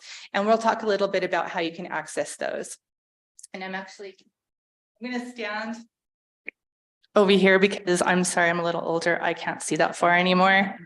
So we're going to start off with the strands, and the strands for social studies are civics, economics, personal financial literacy, geography, history, and ethnic, cultural, and identity studies and inquiry. So those are the strands. And within those strands, we have what you call anchor standards. And those are kind of anchored learning targets that kind of translate K-12, and you're going to find them across the board. So we have some examples here for you. Under civics, one of them would be civic dispositions and democratic principles. That's an example of an anchor standard. We have a kindergarten example up here, which is identify the local, state, and national symbols. For example, flag, bird, song. You'll recognize that this is that bottom layer of the Bloom's taxonomy. Again, this is kindergarten, so we're going to start off with those basic facts. As we move on into third grade, we have a couple of examples from economics. And the first one is examine the various ways people earn a living to meet their basic needs of food, clothing, and shelter, and how this has changed over time in various world communities. Another example would be create a plan with specific steps to reach a short-term financial goal. So already you're seeing some leaps up that pyramid of learning. Geography, we have a fifth grade example. Examine and explain the physical environment influences human population distribution and land use. History, we have a seventh grade example. Assess evidence of Spanish influence in New Mexico today.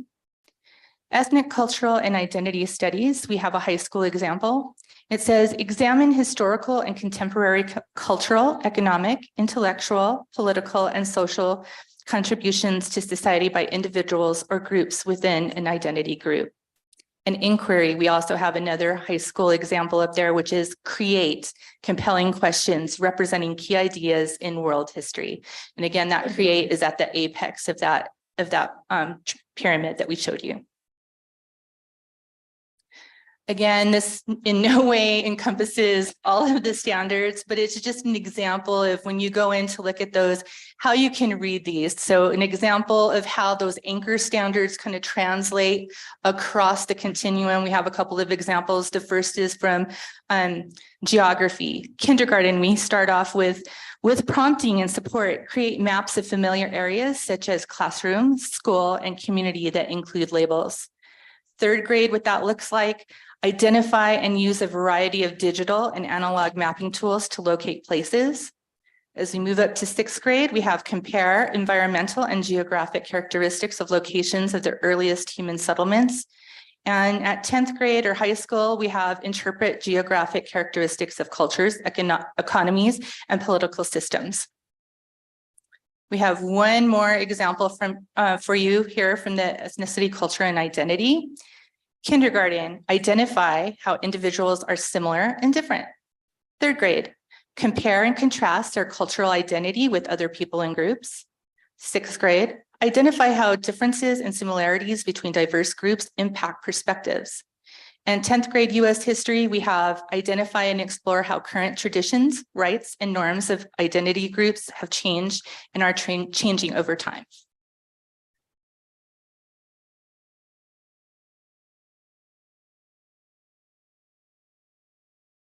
Okay, I guess I'll just hold it.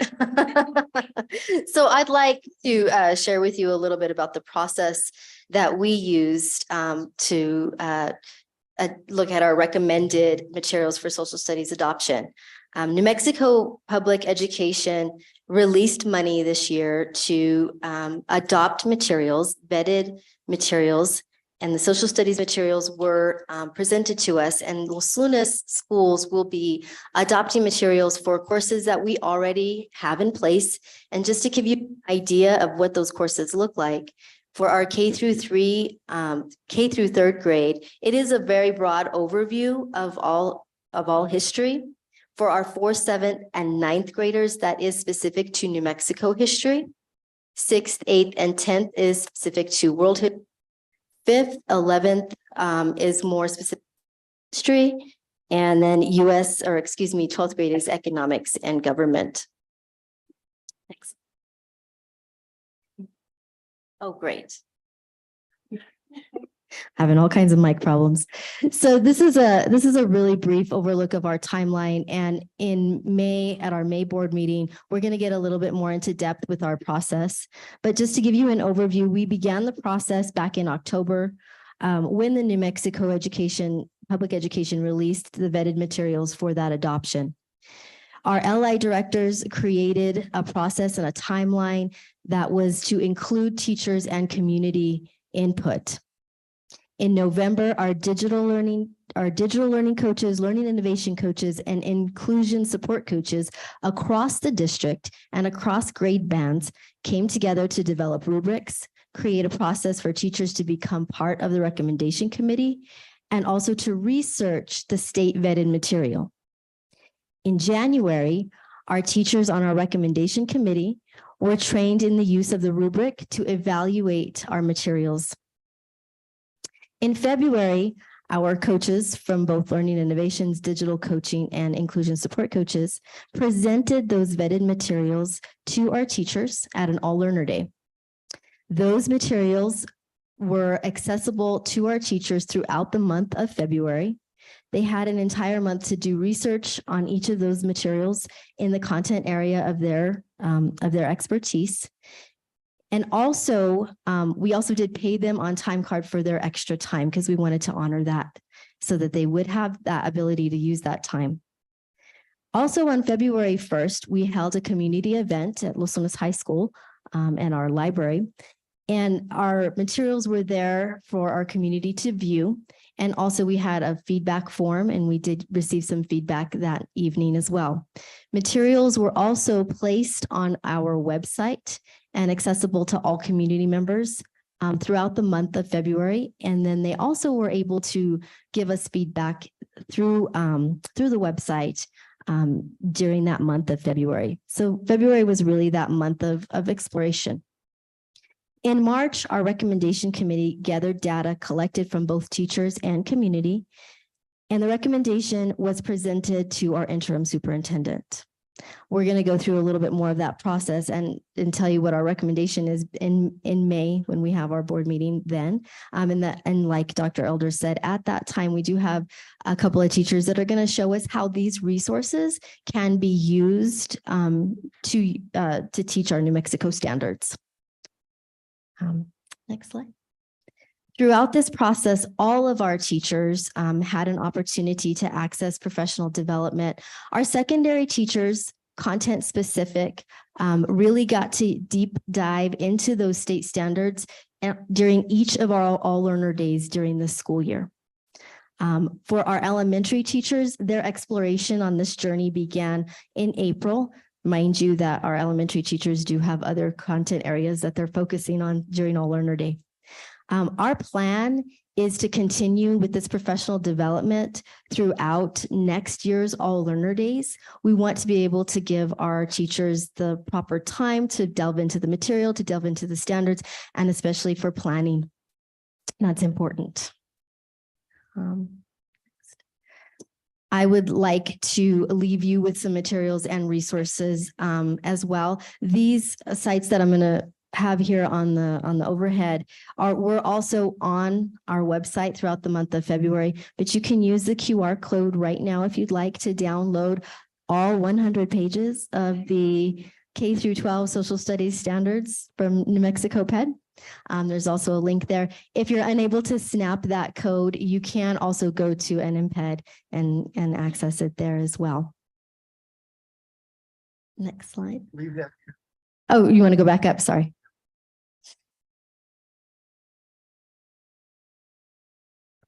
Oh, they'll be able to access it through YouTube later as well. Thank you. Thank you. And then this is a parent and family guide also put out by New Mexico PED. For the Guide for Social Studies Standards. And again, this was on our website throughout the month of February, and you are able to access again through the QR code, through the website, and through that link. Did you need a little more time on that? Yeah. Okay. And this presentation will also be up on our website as well. So you guys will have access to that. And this concludes our presentation of the New Mexico standards. Thank you.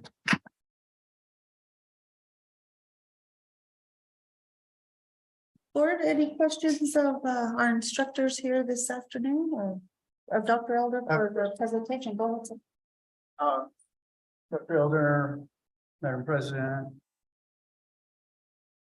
Do we have to use the materials that are vetted by the state? So the funding is, the way it reads, it's required that we use 50% of our budget on the vetted materials. And one of the things that you'll be able to see when we do our final presentation in May is that we're going to have to spend a good chunk of that money on New Mexico history, because many of our vendors don't actually give us New Mexico history. They kind of give you a broad state history. And so we are going to have to use quite a bit of funding for New Mexico history. So the answer is that we could go with those materials. Yes, so we can use their funding if we use 50% of it on their vetting, on their vetted materials. Anybody else? Mr. Bennett? No. Mr. Smith, anything?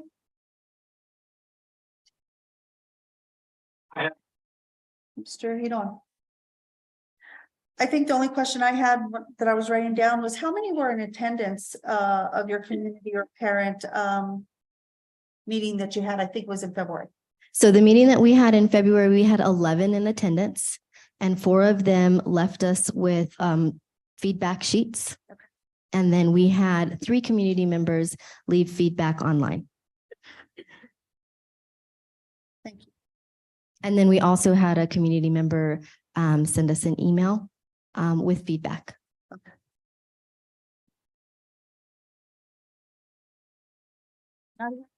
Comments or questions? I'll turn it back over to Dr. Elder. Thank you. Thank you. Great, thank you. Well done, Learning Innovations. My final comment in my report is that I do have parent forums dates scheduled, and they will go on the website tomorrow after I've informed you tonight, since the board knows first. Those dates will be Monday, April 24th at the TRC. Thursday. And excuse me, Dr. Elder, this is for the New Mexico Study Standards? No, these are general parent forums as part of my transition plan, so that I get a chance to just informally meet parents, talk with parents, hear from them about what's important. Sorry, I just wanted to be No, it's clear. okay. It's So fine. on your parent forums, what are the dates again? Monday, April 12th at the TRC. Thursday, May 11th at Valencia Middle School. And we'll do the final one on Monday, May 22nd on Zoom, so that accessing any particular location is not a barrier for families. Good luck with that. Thank you. Thank you. And that concludes my report. Do any board members have any comments or questions for Dr. Elder on her presentation tonight? Or report? Ms. Garcia? Go ahead, Mr. Smith. I just wanted to thank you for the presentation, and I wanted to thank Dr. Elder for placing all of the information on the website and involving as many people as possible. I think it's terrific that we are getting input from our community, our staff, and everybody else in this subject. So good work to your staff for putting this on. Thank you.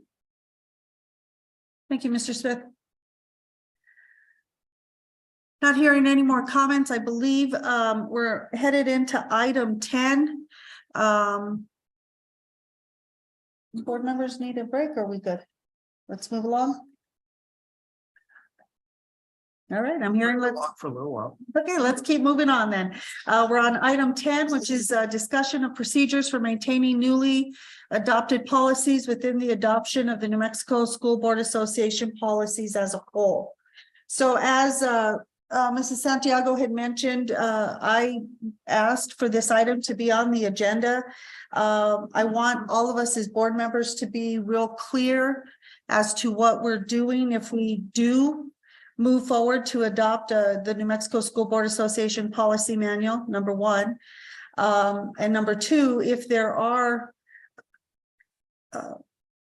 when we make our motions, that we are clear in those motions as to what's going to be adopted within those policies, and if we're going to need to mark out for special earmarks some policies that we have done in the past. So I don't know, as Mr. Smith has mentioned, it might seem like we're putting the cart before the horse because we haven't passed the manual yet. But the reason it was important for me to talk about this first, and I think the attorney agreed, was if we get there, let's keep in mind that we have policies, what we've passed very, very recently, some that we have on the agenda to approve even tonight, and that we want to make sure that those policies, especially the ones on diabetes and the bilingual, those are very important policies because of their timeliness, that they not become mute if we move forward with the state policy. So the reason for this being placed as item number 10 was with my direction from council that that might be the best place for it. So I also asked for Mr. Kennedy to be present tonight. He was unable to do so because he is out of state and could not appear.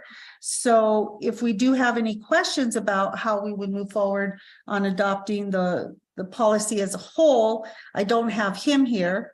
I do, of course, want to lean into Mr. Smith if he has any comments or concerns about that, if we were to adapt it as a whole. But I just wanted to bring to the board's attention that we do have a couple of policies out there that if anybody motions on item number 11, that we keep in mind these new policies. So that was my reason for putting it there in that order. And anybody else want to talk about what those procedures might look like or comment on them? We don't have anything in writing. Nothing has been proposed in writing. More importantly, it was a discussion so we can all know what we're doing when we make our motions. Yes, Madam President, I'm with you. I'm concerned about, like you said, the diabetes policy. There's also that one on the social media that Esquivel brought to us, and that bilingual. And we need to make sure those are in there, I believe, before we accept the state policy, make sure those are in there, so those don't go away and we have to come back to them because we don't want any delay or downtime on them. Yes, thank you, Mr. Bennett. Anybody else, Mr. Vickers? Madam Chair, okay, this is just a discussion item, so I think what would happen is, based on consensus of this item, we would include that in a motion to accept the policy manual. Right, so when we get to item 12, just keep your motion in mind, how you're going to verb it or word it, yes. Exactly, so I think the idea here is to preserve the policies that we have recently enacted, say, in the last 6 months, and then leave it to Mr. Kennedy to guide us as far as where to put them in the overall manual.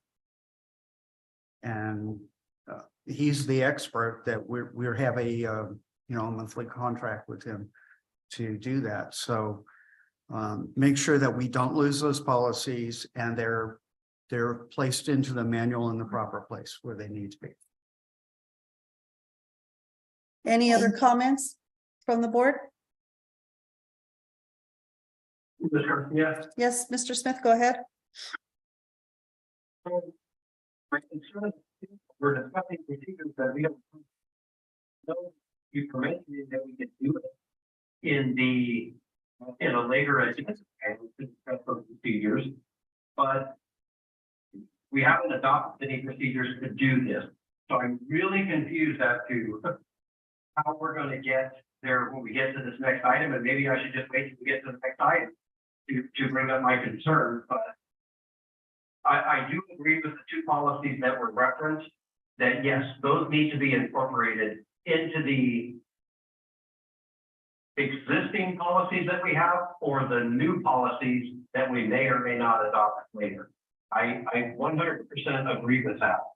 It just seems to me like it was all of some sort of, and after listening to council and after we passed Mr. Guillaume's motion, I guess I will just leave my comments until we get to the point where they're more relevant than they are on item number 10. And if I could just clarify, Mr. Smith, my thought wasn't that we would have another meeting on procedures. My thought was, as a board, we talk about the process we want to do. So there isn't going to be a written procedure.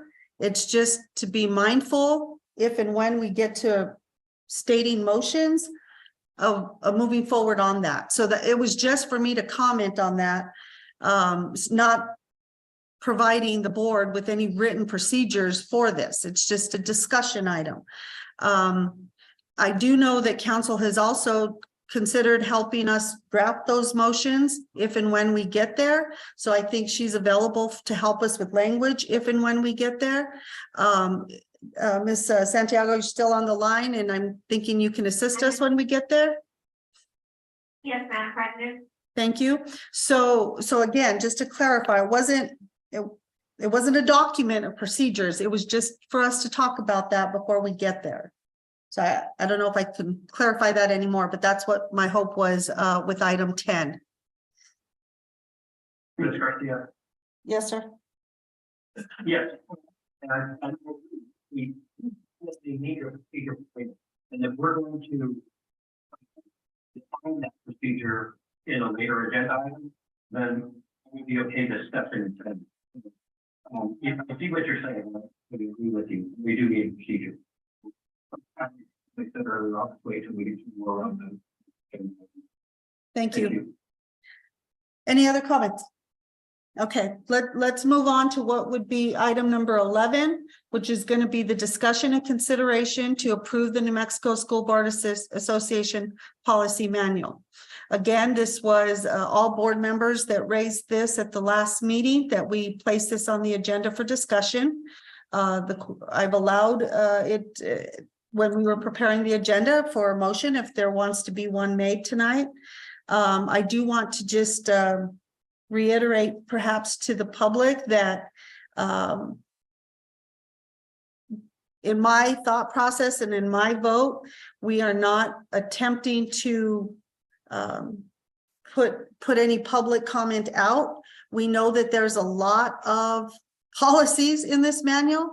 If I'm not mistaken, Mr. Bennett, how many pages did we say it was? I've only gotten to 500. Yeah, there's many pages. So as we as a board break these policies down and start getting into the nitty-gritty of what Los Lunas Schools needs, there's going to be plenty of public notice. It's going to be on our webpage. We are going to allow for the public comment at those meetings so that we can hear from the staff and the public about what those policies mean to them and what they would like to see. And not to mention that the policies that affect the departments and the directors and the cabinet, because so many of those policies direct their job down to the nitty-gritty of everything they do on a daily basis. So all of that input is required and needed and will be requested as we move through this process. There's never been an attempt by me to try to limit public comment into saying that we're just going to adapt it and we don't care what you think or say. That's not the intent of putting it on the agenda, nor is it my intent as a voting member of this board to do that. My intent is to make sure that the public is given plenty of opportunity to comment, as I've stated, as well as anybody that our policies affect. So with that having been said, I'm turning it over to the board to discuss what you want to do with the New Mexico School Board policy. Who wants to go first? So, Madam President, I'd like to postpone a vote. I've only, like I said, gone through half of it, so I'd like to be able to read all of it before I actually put a vote to it. Personally. Anybody else want to comment on this? Well, Madam President, we've been made aware that our current policies conflict with each other in many places and are in violation of state statute in other places. And neither of those are true of the NMSBA manual. So I think accepting that manual is the most prudent thing to do right now, and it would keep us out of hot water, possibly. And then with the consideration for recently passed policy to be integrated in with the guidance of Mr. Kennedy. Thank you, Mr. Vickers. Madam President. Yes. With that being said, we do have a resolution put in place to address anything that may override each other, correct? We do currently, yes, sir.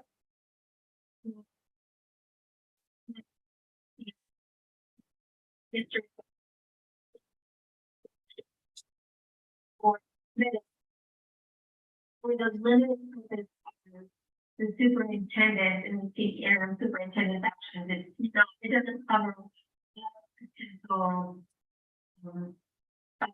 statute as we were to review all policy. So just want to clarify point for that resolution number.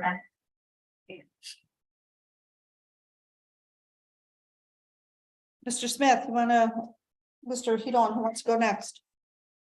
Thank you, Ms. Garcia. Members of the board, I want to reiterate the obvious. It is our duty to know not only our existing policies, but the policies we're about to consider adopting. And there are ramifications when we do this because they may be referenced in handbooks or manuals or something that governs individual aspects of our school district, for instance, athletics, or a particular school that may need to be addressed. And we've had quite some time to review these 800 pages, and I agree, it's a lot of pages and it's very time consuming, but that is our duty to understand that. And we have to get through these individually in sections, make sure that we are in compliance with all of the stuff that we are telling the parents we are going to enforce. If we had a student handbook to a student at Los Lunas Elementary, it better coincide with our work. And we have a limited time in order to make sure that that happens. And that is, it's our job. However, we are out of compliance and statutorily probably incorrect on a lot of our policies. So we have a lot of work to do, and we have a lot of work to do in a very short period of time. And I know that we're going to consider later on having additional meetings, and future comments I'll reserve for that particular portion of it. But we are going to have to find out all of the discrepancies between what we have currently running our district, guiding our district, and the policy manual that we're going to incorporate, and determine which one of them. The good thing the policy manual is going to be the one that runs everything. It may be our existing handbooks that we have that make more sense from a student and change those policies in the policy manual should we choose to adopt it. But I also believe that the best way for us to move forward is to adopt the policy manual in its entirety and work diligently to make sure that we tailor this as quickly as possible to the needs of the Los Angeles School District. Thank you. Are you done, Mr. Smith? Okay, Mr. Hidon, you want to add anything? I agree with Mr. Becker. Okay. Hold on, let me hear from Mr. Hidon. I'm sorry, Mr. Hidon first. I agree with Mr. Vickers. This needs to be addressed. There is 800 pages, but that is our job. I can't recite it verbatim, but I know where to go back and look for it. I've read it so many times. And it's time that we do something. So. I want to hear from the attorney, and before I do consider a motion, I just also want to remind the board that at that last meeting, we kind of made ourselves the committee. So we are the policy committee. This is going to be the way we want to proceed on adapting and correcting and rewording and amending the policies that we're going to live under as board members, as well as what we expect all students, parents, and faculty to live under. So we've already made ourselves that committee.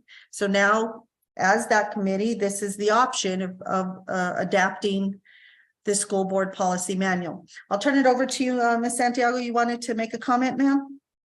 Madam President, members of the board, I just wanted to remind the board of two things, two reasons why this has come before the board. The first is that resolution that Member Bennett mentioned, but also in addition to the resolution, there was a lot of discussion about whether or not the policies themselves comply with statute, as other board members had mentioned.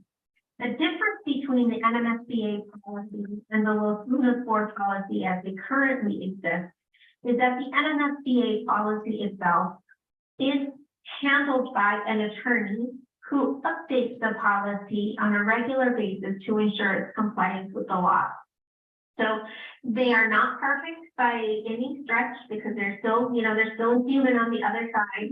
They are not specifically district specifically adopt them as a whole in this manner, but they can be amended and they can be changed. If you go back and you look at the NMSBA policy, say for example for Belen, and then compare it to another district, say, Hatch that also uses NMSBA, you're going to see differences because those two communities.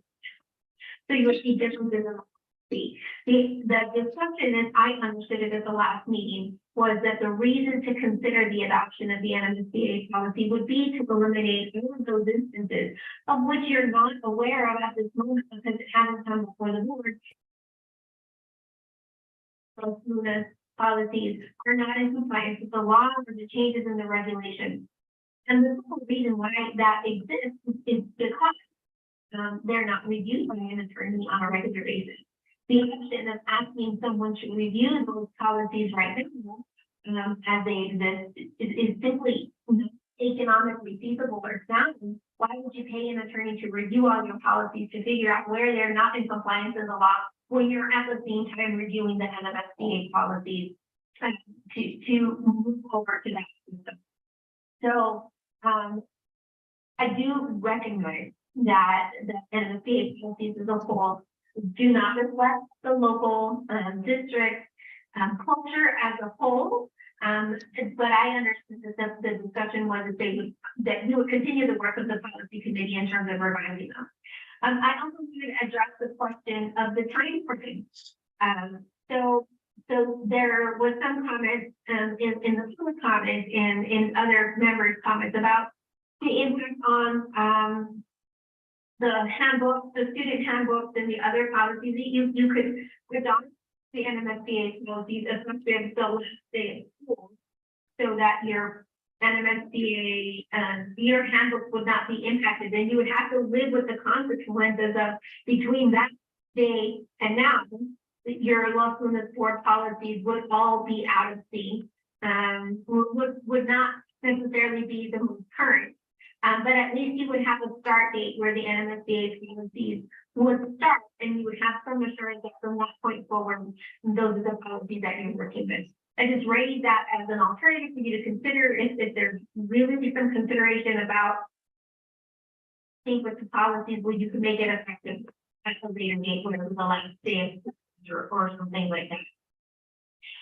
Those are the comments that I have written down here.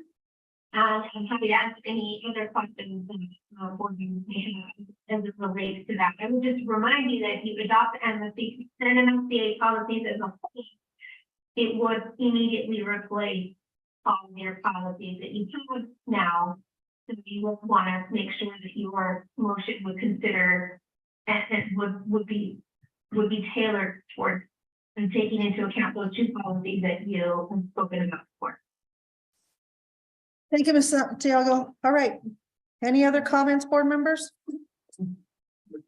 Yes, Mr. Smith, go ahead. Yeah. Completely correct.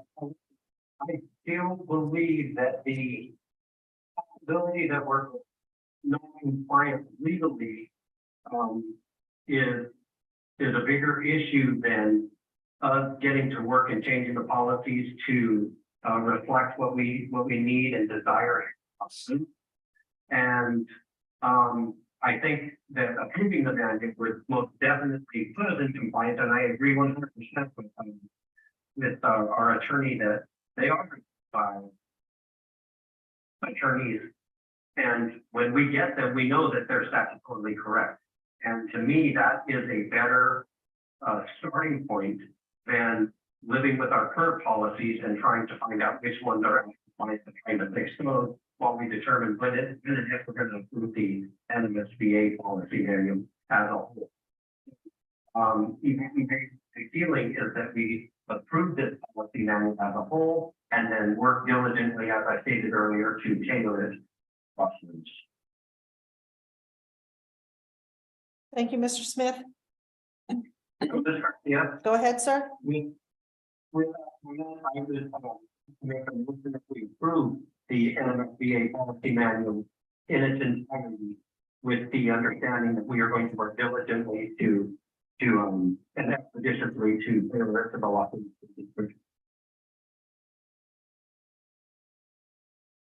Mr. Smith, would you like to add any language to that motion that includes the bilingual policy and the diabetes policy to remain in effect? And or would you like to put a start date? Just a couple of comments if you're considering it. So, no number of policies that we previously agreed. So I would like to include those into the acceptance of this and leave those as they are. Hopefully, Mr. You can contact Mr. Kennedy when he is available and say, hey, where can you put these in the manual? They need to be there effective immediately. And also, as far as the start date for this, I am making the motion that we approve it in its entirety tonight to take effect immediately. So I can rephrase my motion that we approve the NMSBA policy manual effective immediately to include the changes of the two policies that we have previously passed to be placed in there by Mr. Kennedy in proper position. And again, I apologize, I don't have policy numbers in front of me, but maybe our attorney can tell me if that motion is. Thank you, Mr. Smith. Ms. Santiago, do you want to respond to that? Is that an adequate motion that would allow us to keep those two policies in play? If the two policies, it would be excellent if we had clarification as to what those two policies were. So if there's a friendly amendment by anyone on the board who specifically name the two policies, even if you don't have the policy number, that would be great. I believe one of them was the multicultural policy. And Ms. Santiago, it is, and I think I can get that policy number and language done real quick. If I could get, if I could just get a couple of minutes to get that information. So we'll get the name and the policy number so it can be added to Mr. Smith's motion. It'll be really clear the policy number we're talking about. The education policy was adopted on 12/13/2022 and policy number 6.31. And do you have the one for the diabetes? No. Okay. So I know for sure that's the one that I guess I'll need Mrs. Wolf to look for to give me a policy number. Mr. Bennett, did you have a question? Was there another policy? Yeah, that one that Mr. Escobar put together on the social media between staff and students.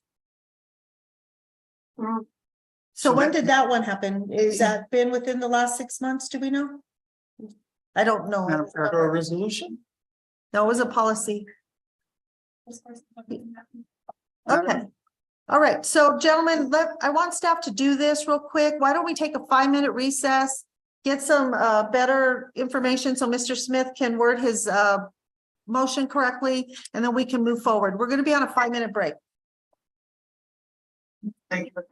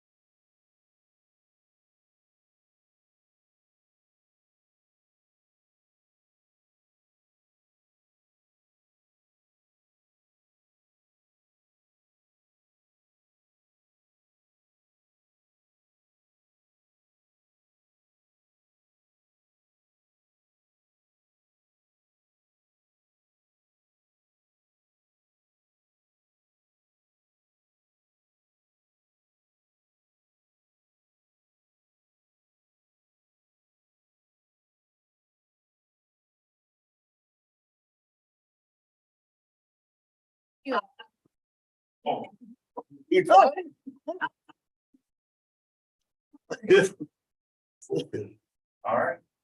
Okay. Calling the session back into order. It is 8:27 from a recess. Mr. Smith, staff has emailed you the policy number and the title. I think where we left off, you were making a motion. Madam Chair. Just to make sure. Are you there, Mr. Smith? Okay, go ahead and do that, and I'm going to listen to Mr. Vickers. Go ahead, Mr. Vickers. Madam Chair, I just wanted to say that rather than itemize policies, in the fear that we might forget one that is important, I'm wondering if we could just say any policies that we have adopted in the last 6 months, for instance, would be held, incorporated into the policy manual based on Mr. Kennedy's recommendation, rather than name individual policies and be accidentally forget one that we put there. Ms. Santiago, what do you think about that?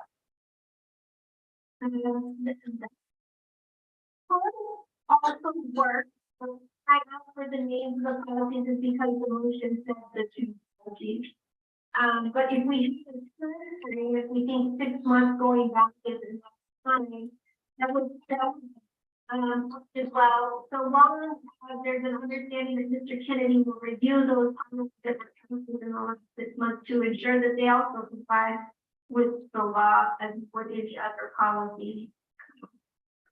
Yeah, I think it's kind of things like that we're thinking about. So, Mr. Vickers, just to cover, that would be of October of 2022, would be 6 months ago. Okay, so I guess it's up to Mr. Smith if he thinks that's reasonable or not. All right, so Mr. Smith, the motion was yours. Go ahead.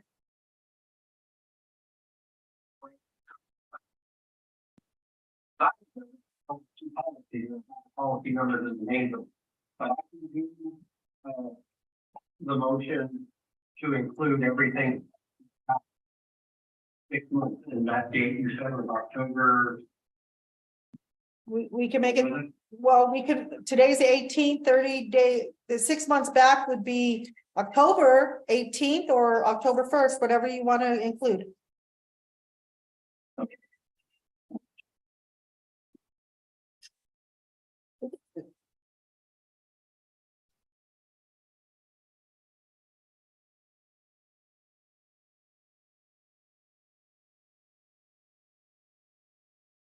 Okay, as far as I can remember, it was only the policies that we have.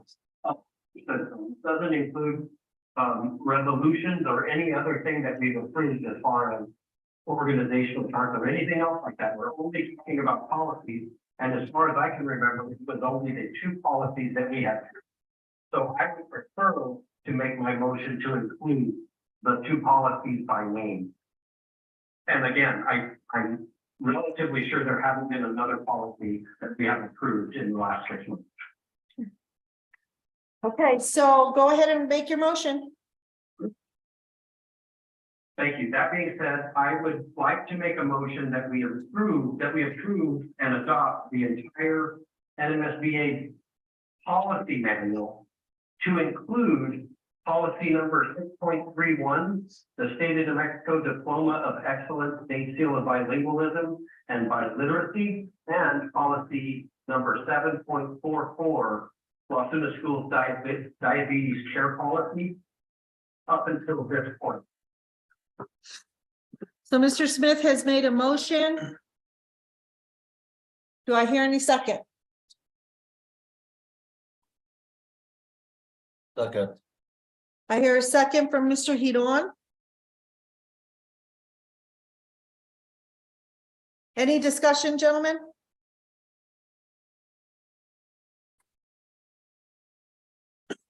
Not hearing any discussion. I got a motion by Mr. Smith to approve New Mexico School Board Association Policy Manual in its entirety, and also to include the policy 6.31 and policy 7.44 to be included in the adoption so that they are not overruled on. I got the motion by Mr. Smith and a second by Mr. Hidon. Not hearing any discussion, I'm going to call for the vote. Mr. Hidon, how do you vote? Yes. Mr. Bennett, how do you vote? Yes. Mr. Vickers, how do you vote? Yeah. Mr. Smith, how do you vote? Yes. And I vote yes. So the board policy, New Mexico State Board of Policy Manual has been adopted to include the diabetes and the bilingual policies. Next on the agenda is going to be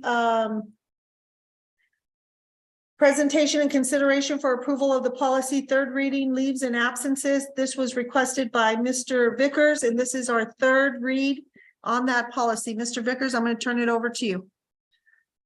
Madam Chair, I move that we table this policy until a later meeting. I'll second it. So I have a motion by Mr. Vickers that we table the third read for leaves and absences. Any discussion? Madam Chair, since I'll just say that it hasn't really been vetted as far as its legality and ramifications that there might be. So I think it'd be prudent to allow Mr. Kennedy to go look at it, give us recommendations regarding how it fits into statute, and if it's acceptable, and how to put it into the leave policy that's in the NMSBA manual, now that we've accepted that. Thank you, Mr. Vickers. Anybody else discussion? Ms. Garcia? Go ahead, sir. So I do have some discussion on it, and I do agree that we table, but for probably a different reason, rather than legality. In my opinion, if something legal doesn't mean that it's wrong. We have adopted a fixed leave policy a couple of years ago that took, for whatever reason, a long time to adopt. But reading the new policy that we just adopted as far as it pertains to sick leave does not allow our staff members to help each other by our leave donation policy.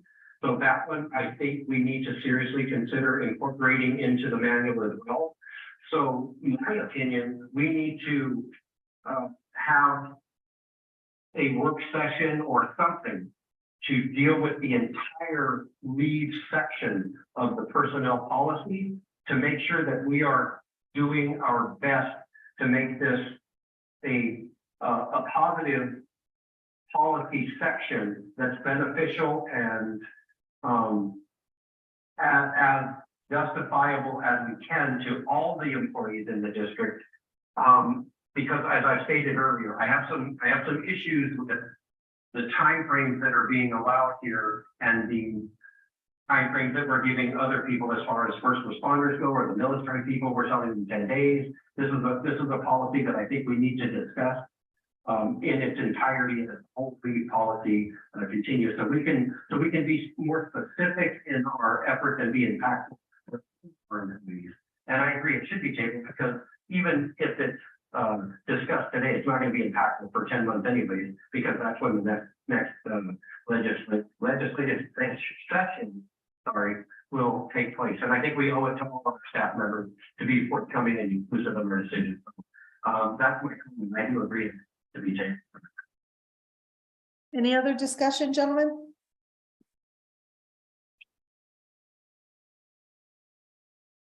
Not hearing any discussion, I'm going to go ahead and call for the vote on the motion by Mr. Vickers that we table item number 11, at which time we can untable it at a later date to cover perhaps all leaves and absences, or at the very minimum, the legislative leave. So for right now, I got a motion and a second to table. I'm going to call for the vote. Mr. Hidon, how do you vote? Yes. Mr. Vickers, how do you vote? Yes. Mr. Bennett, how do you vote? Yes. Mr. Smith, how do you vote? Yeah. And I'll vote yes. Item number 11 for approval, policy third read is tabled until a further notice. Next item on the agenda is number 13, discussion and possible action regarding town hall meetings and protocols and dates. I know that, Mr. Smith, this was an item that you had brought to the board, previously. I don't know, Dr. Elder, were you able to send this to Mr. Smith? Okay, so there was a rough draft of what a town hall meeting or organizing a town hall meeting procedure could look like that Dr. Elder sent. I don't know if you want to consider it or look at it, but I will turn it over to you for this item number 13. Thank you, Ms. Carson. I just want to reiterate the town hall is not Brian Smith's idea. Brian Smith was voted down on November 29th, and we were told that we could do town hall. So I've been, which was about 6 months ago, I've been asked what is the timeframe for our town hall that we're going to do to allow them to speak. My reason for putting this on the agenda is so someone can tell us when that's going to be. And Dr. Elder, I praise you for taking the initiative to take the first step in making this happen. And hopefully, now that we have the first step, we can take the second step and now see something that we can include. I do have to say though, in my opinion, I disagree with coming up with town hall, setting a whole new list of rules, a whole new list of policies for town hall to do the exact same thing that we can by people come speak in kind of important. That being said, the reason I wanted this is so everybody who asks for town hall can tell us when that's going to occur. Thank you.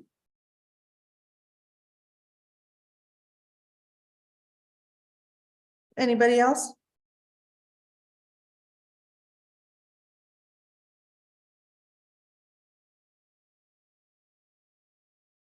So I'm at a loss. Well, Madam President, if I Thank you, will, yes, Mr. Vickers. I guess by just passing this New Mexico School Board Association policy, I think it does include a public comment.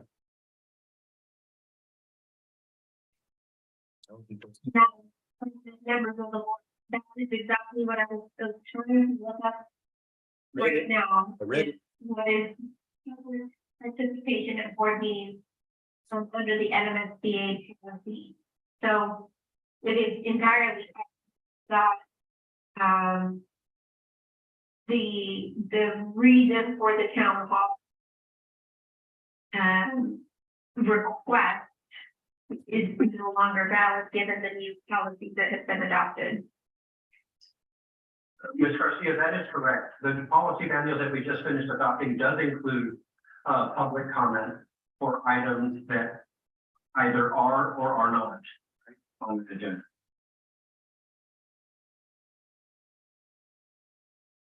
As far as I read it. Well, then it does make if that's true, then it makes town hall mute, right? No, that's not what was, No, Mr. Hidon, how do you understand it? meetings that I attended, we tried to pass a public comment, it failed, that was fine. But the words that came out were, I would rather have town hall meetings. And I think that's what Mr. Smith is questioning, when and where. Not the public comment, it was that people on this board wanted a town hall. I think that's what his question is, unless I'm missing it.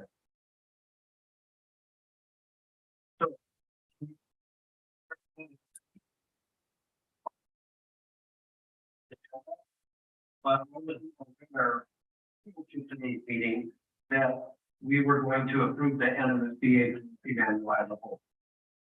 It is on the agenda, and the question was if we were going to be just because we passed a policy that says we can have public comment, does it make council meeting mute?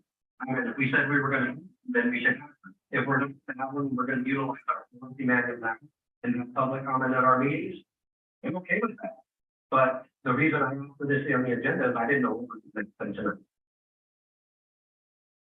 So what I guess if there's a motion to be made by a board member that they want to have a town hall meeting, I need that motion that they want one. We'd have to look at prospective dates and protocols for having a town hall. So why don't we start, if it makes sense to everybody, Let me hear a motion if you want a town hall.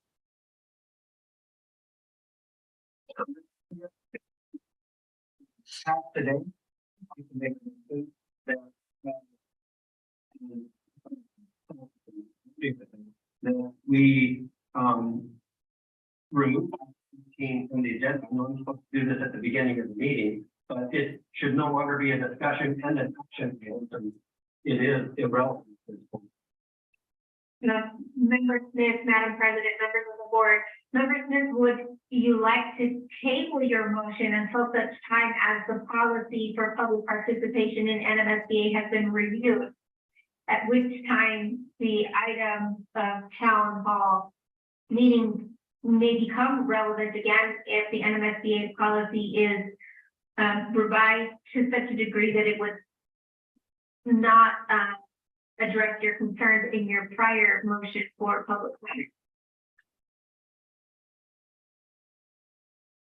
So based on what you're telling me, I would like to make a motion to table item number 13 until we fully understand the public comment section of the newly adopted New Mexico School Board Association policy manual.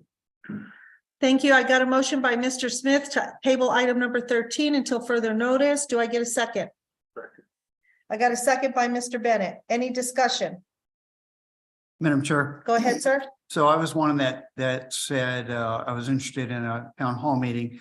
This outline that we did receive from Dr. Elder is one suggestion, but it's way more involved than I envisioned. I envisioned something a lot more informal, just an opportunity for people to come talk about what they would like to see in the community, what they don't like. Just something, you know, at the Los Lunas Auditorium or something that would be much more fluid, user-friendly, and not so tightly organized. That's personally what I envisioned. And I actually attended a session in Orlando that talked about this kind of stuff. And one of the board members just said, well, what I do is just have come visit with your board member at a cafe. I'll be there for these hours on this day and just come in, let's talk. And that kind of thing, you know, I'd be happy to do that right away for myself, but not anything really very structured, but just an opportunity for the public to air their grievances. Thank you, Mr. Vickers. Anyone else? Comments on the motion on the table?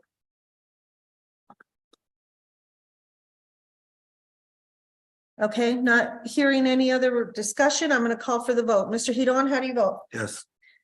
Mr. Bennett, how do you vote? Yes. Mr. Vickers, how do you vote? Yes. Mr. Smith, how do you vote? Yes. And I vote yes. Item number 13 is tabled until further notice.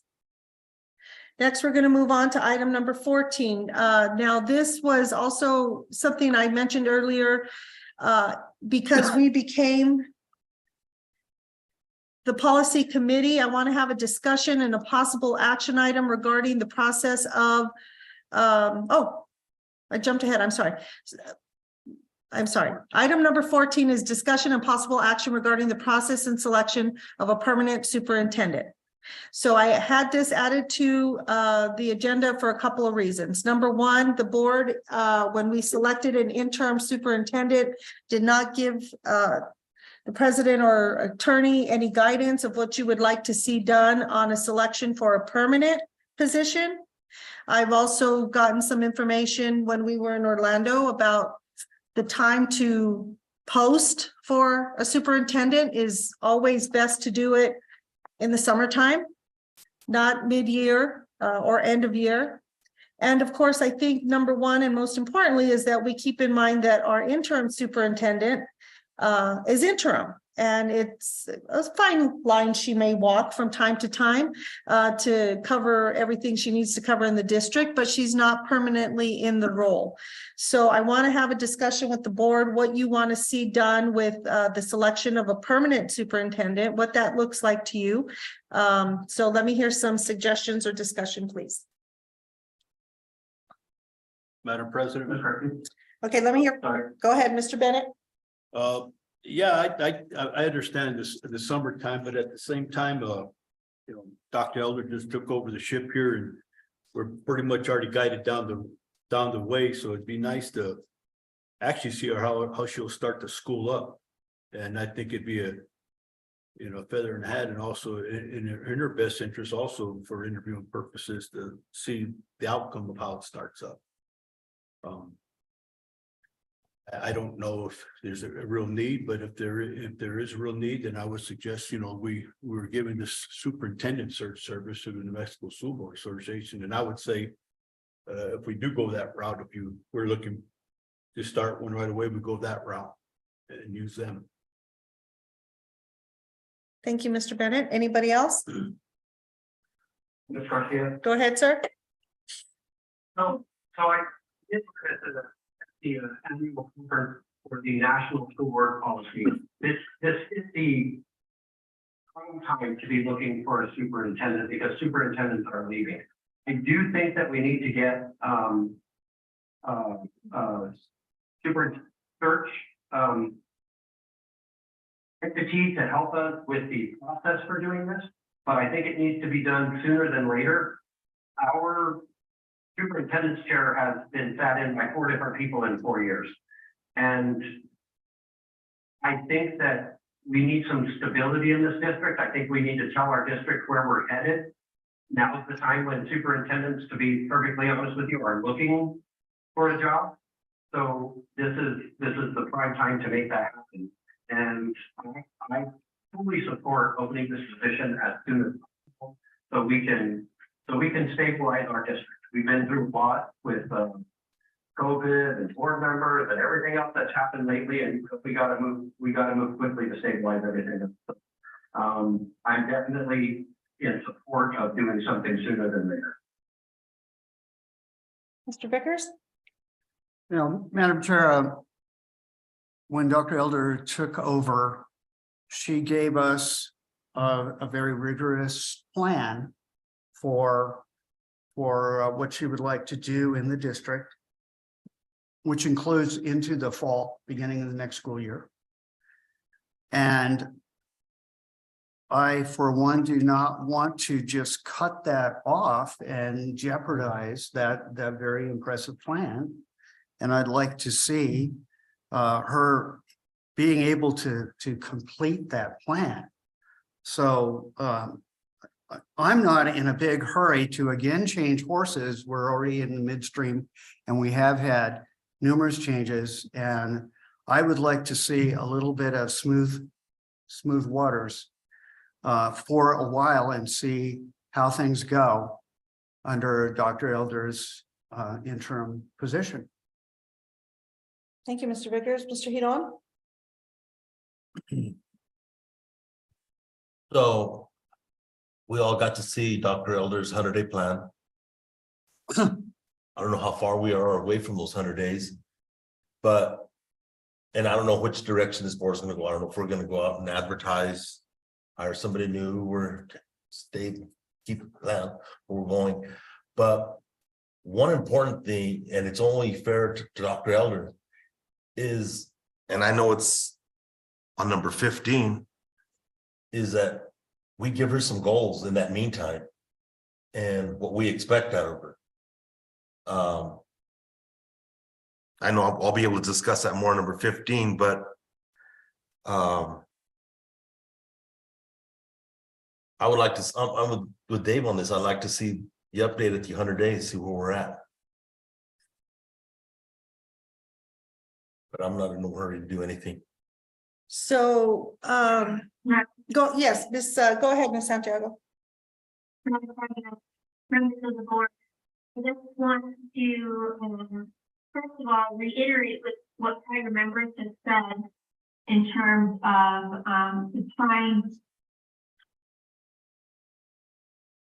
I'll give a little bit of explanation about why that is. Superintendents right now are deciding whether or not they're going to remain with their school district or whether or not they are going to move to another school district. There is another very large school district in the state of New Mexico that is right now smack in the middle of hiring superintendent. So qualified candidates, even could be snatched up by other districts, and I'm aware of at least 2 other districts that are also in the middle of a hiring process for a superintendent. This is the best time. Now, if Los Lunas were to wait, the downside of that is that the prime candidates are then taken, and Los Lunas would be left with a series of candidates who, for whatever reason, were not hired in another district. So that's never a great position for any district to be in. You don't want to be hiring what is left that other people do not want to hire. It's the same reason why the teachers are being hired right now, when teachers are hired over the summer, so that when you're filling your positions for the district teaching positions in the fall and in the spring, you're not taking just anyone who applies, you're taking and having an opportunity to select from the best of the best candidates. Secondarily, I would say that as an interim superintendent, or anyone who serves as an interim superintendent, it is sometimes difficult to complete your task because there always will be those employees who will, say, well, let's just, wait the interim out. Someone else is going to be hired, and we don't really have to follow the directives of the interim. They're not going to be here for longer, and that makes it harder for individuals who are sitting in an interim capacity to have full authority to operate efficiently. So, as prior board members have mentioned, this 100-day plan, I would caution you to say that what you see as a response of the 100-day plan may not fully and accurately reflect the abilities of your interim superintendent to the extent that she's receiving any hesitancy or pushback from any employees who are simply waiting it out to see who is actually going to be hired and selected for this position. So just some additional things to consider. I would like to let you know, I heard a couple of individuals mention a search entity to assist with the superintendent. It is a somewhat complicated, so I would not ever encourage you to do it on your own without assistance of someone. There is an NMFCA search policy there, an NMFCA superintendent search group. There are national superintendent search groups depending on how you want to structure your search. There are law firms such as ours who will walk you through the process of completing the superintendent search if the search services are too expensive or not tailored specifically to what your district wants, or then it can also be done directly through with the assistance of some counsel to walk you through this. So some of those things I think you should consider and discuss. In addition to timelines, and as you're considering timelines, you would want to know the degree you as board members would want to be involved in those processes, and whether or not it would be an outside search committee, it would be your board sitting as a committee working with legal counsel to complete the search. Just some additional items for your consideration. Thank you. All right, gentlemen. So again, I put it here for us to make some decisions if we want to make them now. I want to state for my position, I agree. I'm excited to see what Dr. Elder is left to do. I know she's got a lot of goals, and she's pretty much set a very high bar, and all of which that I'm thankful for. But I don't think us deciding to start the process of looking for a superintendent is going to hinder that. I think she's going to continue it anyway. And I also think that it gives her some guidance on what her future is going to look like. So I hope that this isn't a message to her that, you know, we're done. It's just, I think the board has to make some hard decisions about what we want to do next. So again, is there any other comments, motions, or discussion? Ms. Garcia? Go ahead. So what I think in the question, and I agree with all of it. One of the things that's superintendent, and I know that, if we waited till the beginning of the school year, in my opinion, the superintendent should open up the school to everybody. If halfway through the opening of the school that, we wanted to change our superintendent or open it up at a later date. It gives, I think we would be taking away an opportunity from Dr. Elder if we waited. This is the prime time for superintendents to be looking for jobs. Not saying that she wants to go anywhere, but if she did, she would have the ability to apply for jobs as well. We have gone through the policy search before, and it worked out well. But I believe that this is the best time. So I would like to make a motion that we ask the board president to work and contact the New Mexico School Board Association Superintendent Search Committee and open up the position for superintendent of Waukegan School within 2 weeks. Madam President, if I may. So I have a motion by Mr. Smith that the board president contact the school board association. Yes, go ahead, Mr. Bennett. Yeah, I understand they said it's a great time to go for a search, but if we're not certain, I think she has work that she wants to do is not gotten done with it. I say, give her the opportunity to go with it. I mean, we could always push the search. I'm not saying at the end of summer, maybe sometime beginning of next year. So then we would still be having the opportunity to get some of all the candidates that are going to be available. So it's not necessarily, you know, they're all going to be gone. I mean, yes, right now, whoever's going to apply, but that's not saying that she won't apply something either. So Mr. Bennett, just, I know I got a motion on the floor, but are you saying to start the process, but it doesn't necessarily have, you know, to start the process and see how far we down the road we get, or not to start the process? I didn't understand. Okay. She gave us a good plan and no disrespect, but she's only been there since the end of March. It's only middle of April. It'd be nice to see, you know, the fruits of her labor come to. All right, so real quick, I have a motion on the board. I need to know if there's a second. We can still discuss it, gentlemen. Or is the motion going to die? I'm gonna go ahead and second it. But I want to have some discussion on this.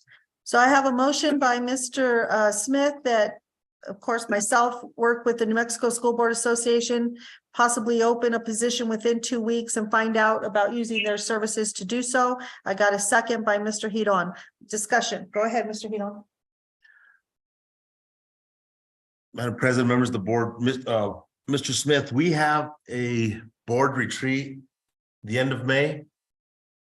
I know I second your motion, but I wanted to have discussion on this. That's the reason why I did this.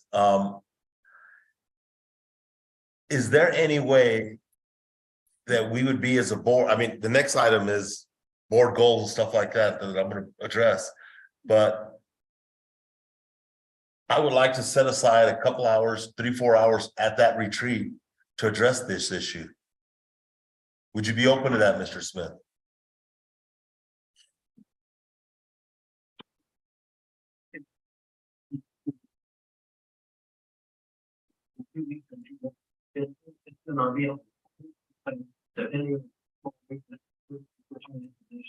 Interviews and everything.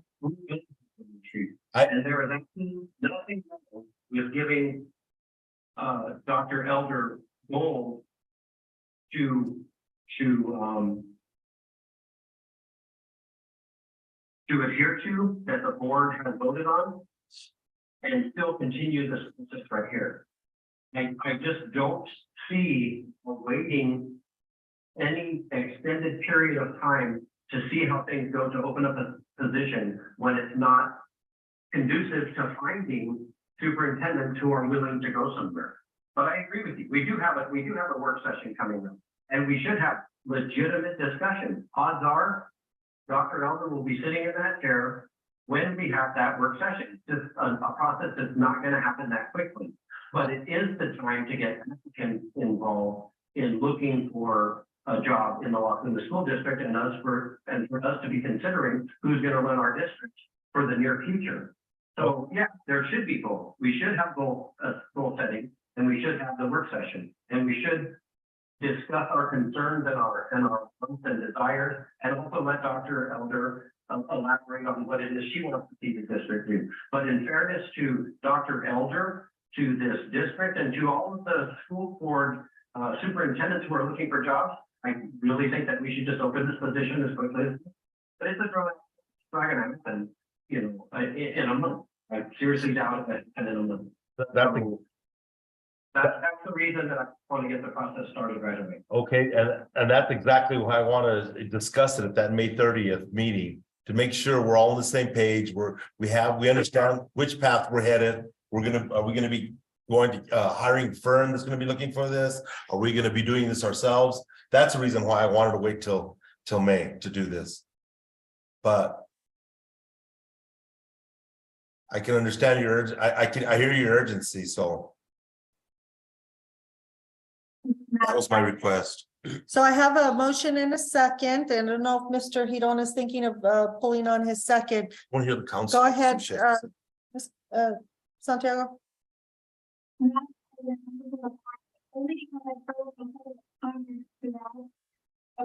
other reminder that you don't have that approach. If the board doesn't want, the purpose of the search is to find candidates, but it's not a requirement.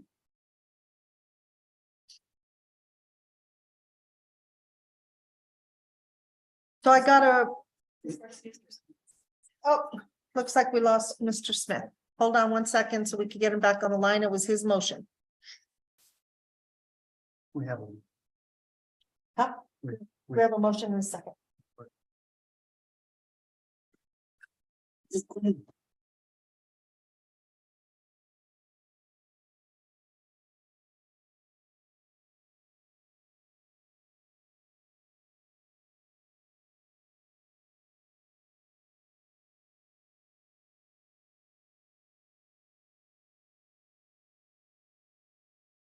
Yeah, sorry, the hang up button looks so much like the mute button.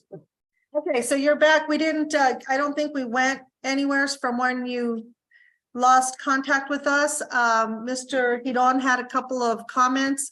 He still has his second on the table. Mr. Hidon, Madam President, go ahead. at this time, I'm going to withdraw my second. I don't feel comfortable voting right now without a path forward. I don't know how we're going to advertise. That's what I want to know, what we're looking for. So I will be withdrawing my second. Okay, so I have just the motion again. Is there anybody with the second? Just because it's seconded doesn't mean you have to vote for it, right? That's right. Let me second it just so we can discuss it. Okay. A little further. So I have a second now by Mr. Vickers. Go ahead, Mr. Vickers. So there's all these considerations. We could do a search, we couldn't do a search. Possibly, to me, at this point, it's a rush already before the school year starts. I think the way we hired Dr. Romero, I think that was rushed. We didn't have sufficient public comment. We didn't have sufficient vetting of candidates. Not that it was a mistake, but it was rushed, I think. And I've been in superintendent searches before on this board. I would like to see where we go with Dr. Elder now, and I'm looking at the long picture. Why don't we go through into the second semester and plan on hiring a superintendent for the following school year, And then we will see exactly where Dr. Elder has led us. She'll obviously be one of the candidates, I'm assuming. But I don't want to see this rushed. So we could still plan on a hire at the end of the school year, this coming school year. I think that would be more prudent, and I don't see the point of rushing this at all. Thank you, Mr. Vickers. Ms. Garcia, Go ahead, sir. I think it's incredibly unfair to Dr. Elder to keep her as interim superintendent at that point. Incredibly unfair. And if you're going to wait till mid-year of next year, then offer a contract.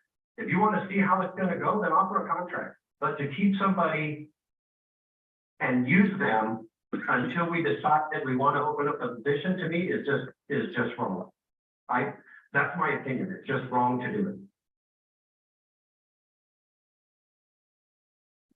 I'd like to make a comment on my position on this. And as I stated, when I put it on the agenda, it's because this conversation hasn't happened and we need to have this conversation. And I sit on the fence because I really understand where Mr. Vickers is coming from. But I don't believe that starting the process right now is going to require this board to act hastily. It's just starting the process. I agree that I believe it's unfair to Dr. Elder. I think if we're going to give her the contract, give it to her then. And then in which case, maybe that's the conversation we need to have. But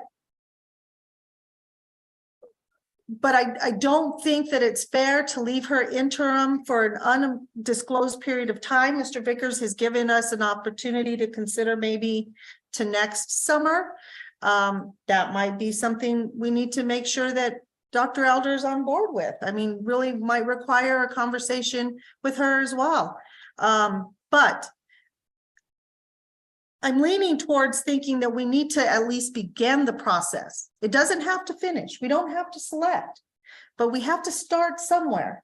And if this is the time to start and still break, we got goals, we got superintendent evaluations, we've got strategic planning, we've got a lot of things on our table in the next month or so. And I'm positive Dr. Elder's up for the task and she's going to do her job. But I just think that as a board, we should start somewhere. I agree with you. I agree with you 100%. We got to get going somewhere. I mean, we got to do something. And I don't want to be in a rush, Dave. I don't want to be in a rush. We have a retreat coming up May 30th. I would like to make a motion that we spend the first 4 hours addressing a path forward. And I say 4 hours because it's going to take a while.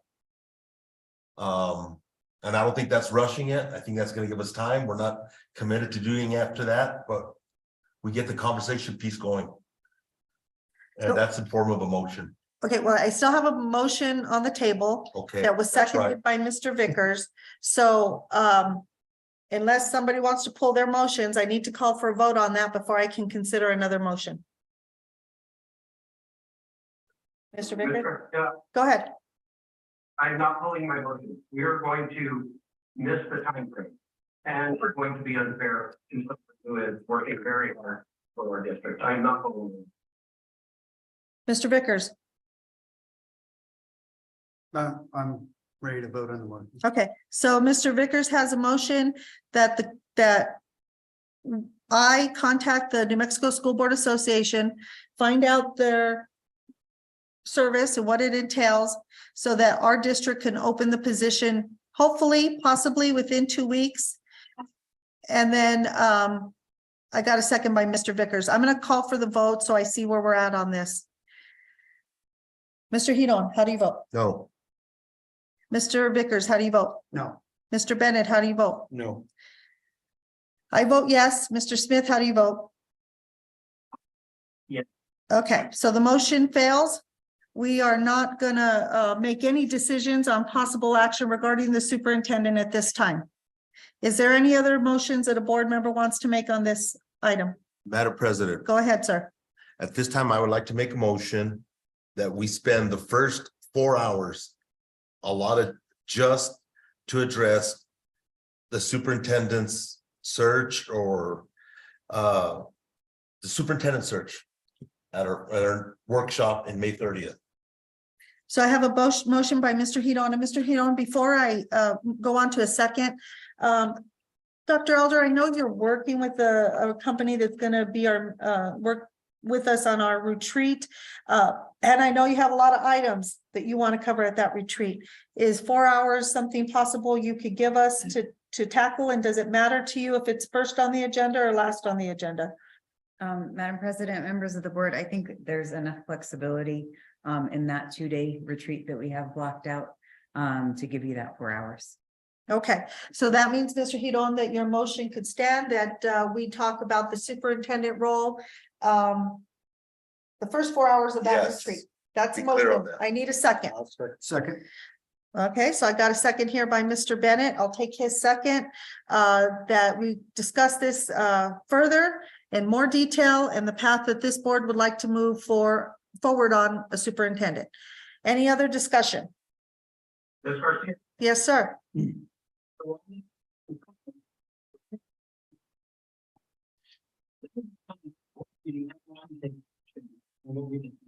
meeting. To me, this makes no sense. Thank you. You said we're moving to. Would you guys want to have one before then? Well, they're coming up next, so there might be a more board meeting before, but we'll talk about that. Any other discussion on the motion, or I'm gonna call for the vote? All right, Mr. Hedon, how do you vote? Yes. Mr. Bennett, how do you vote? Yes. Mr. Vickers, how do you vote? Yes. Mr. Smith, how do you vote? And I'll vote yes. All right, so we will be discussing at further length what the possible action regarding the selection of a permanent superintendent is at our board retreat, which is coming up the end of May. Motion passes. Next item on the agenda is going to be regarding the board priorities and the board goals. This was requested by Mr. Hedon. Go ahead, Mr. Hedon. So we have a workshop May 30th and 31st. I know Dr. Elder has an agenda. But I would also like to set some time aside. I don't know if it's going to be an hour, 30 minutes, whatever it is going to take for each board member to make sure that we show up with our priorities and board goals, understand our strategic plan and our facilities master plan. So those are the things I want to make sure we're all prepared for at that meeting. Thank you, Mr. Hedon. Dr. Elder, do you want to discuss publicly what we're going to be doing at our retreat? What your plan is for that 2 days? I'm sure, Madam President, members of the board.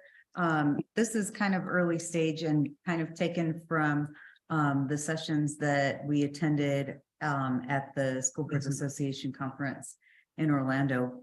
But really what we learned is that boards should have board goals, organizational goals for the district, and goals for the superintendent. So it seemed like that would be a good place to start. Working on a communication plan between board members and the superintendent and staff so that we're all on the same page with how we'll communicate with one another. We also did talk about moving towards some areas for a strategic plan. Of course, the board should give the district those high-level goals, and then the strategy behind that is administrative, because we'd be the ones to execute the strategy to meet those goals and be accountable to the board members for those goals. So those were some ideas that I had for that retreat. They are certainly malleable, and if there are other requests that we want to take priority, I did also have on the list the superintendent evaluation cycle. Whether it's me or someone else, the board needs to have that in place. So I'm really looking at this for setting up the next permanent superintendent, whoever it may be. for success with having those things in place from the board. And if I can add, Dr. Elder, more than that, it's something that should be in place with our district anyway. And it was kind of an awakening for myself personally as president of the board of how many things that we really haven't done that need to be done. And it's not fair that as a board that we haven't met to talk about these things, and it's nobody's fault. I don't mean fair in that some of us don't want to or whatever. I'm just mean it's time, guys. We got to sit down. We got to put ourselves to work, and we got to finalize some of these mandatory requirements as a board for lots of different things, mainly between communications with us and the superintendent, the cabinet and other directors under our district. And that does include, Mr. Hedon, our goals, because I don't think that that's ever really been discussed that I'm aware of, to really nitpick as to what we want, not just from you, but from the budget and in this district as a whole. And I think that the time that Dr. Elder has tried to rope us all together to get us involved and get this date in place, I appreciate that we're all on board. We're going to do it, period. And it's going to be 2 days of work, but I think that it's going to require those 2 days. So Mr. Hedon, I agree. I think that our board priorities and goals need to be itemized and given to our superintendent so she knows what we want. Any other comments by board members? Go ahead, sir. Discussing goals for the superintendent. At the end of May, 8 days after our board meeting, and we can't approve any of the goals till the next board meeting, which even if we took action and approved additional board meeting, item number 16 is going to be the second week of June before we even approve any goals for the superintendent. So we've given her no guidance until the second week of June. So again, this is to me unfair. It doesn't make any sense to me. It's unfair. Thank you, Mr. Smith. Any other board members? Yes, sir. The goals I was talking about, Mr. Smith, were our goals. Those are our goals that I mentioned. Our goals, our strategic plan, are what we want, not towards Dr. Elder. No, item 15 is our priorities.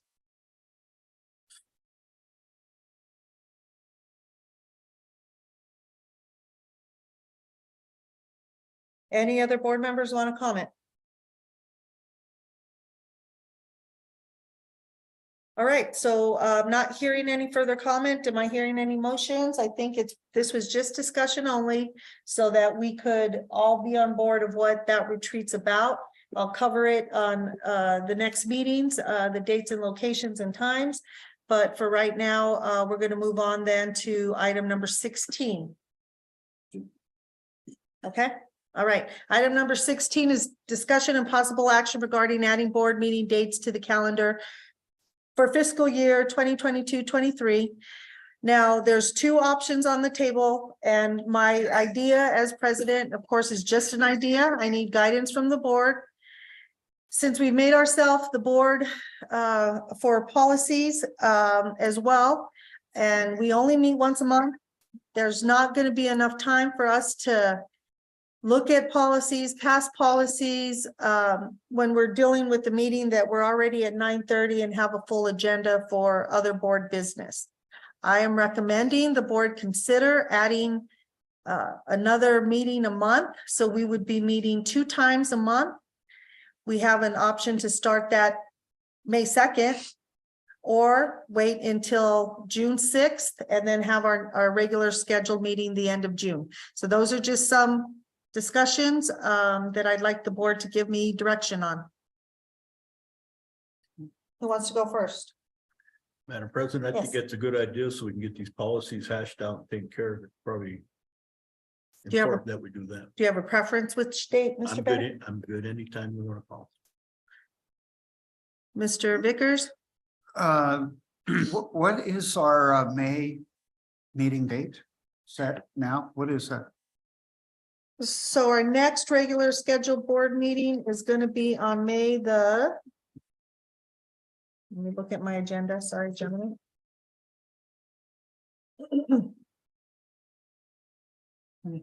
May 23rd is our regular meeting. So if we were to have a policy meeting, we could put it in on May 2nd. Or keep our regular meeting on the 23rd and start our second meeting date on June the 6th. Up to the board. What's wrong with May 9th? What's wrong with May 9th? I'm gonna guess it has something going on with graduations. Oh, we have a budget finance meeting and a special meeting for budget.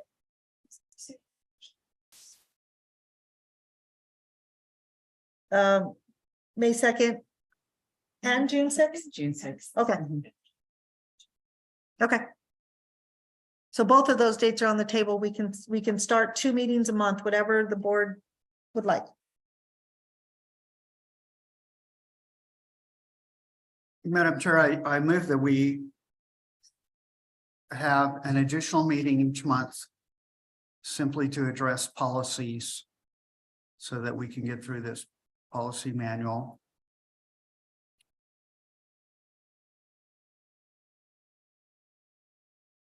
And I'm not going to specify a certain date at this point, just that we in principle have an extra meeting a month.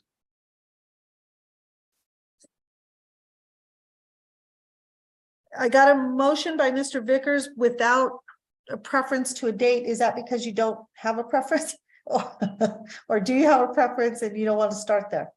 I just want to make the motion as simple. as Okay, so let's just start with having 2 meetings a month. I have a motion on the table that the board go ahead and proceed with 2 meetings a month. Can I get a second? I got a second by Mr. Bennett. Any discussion?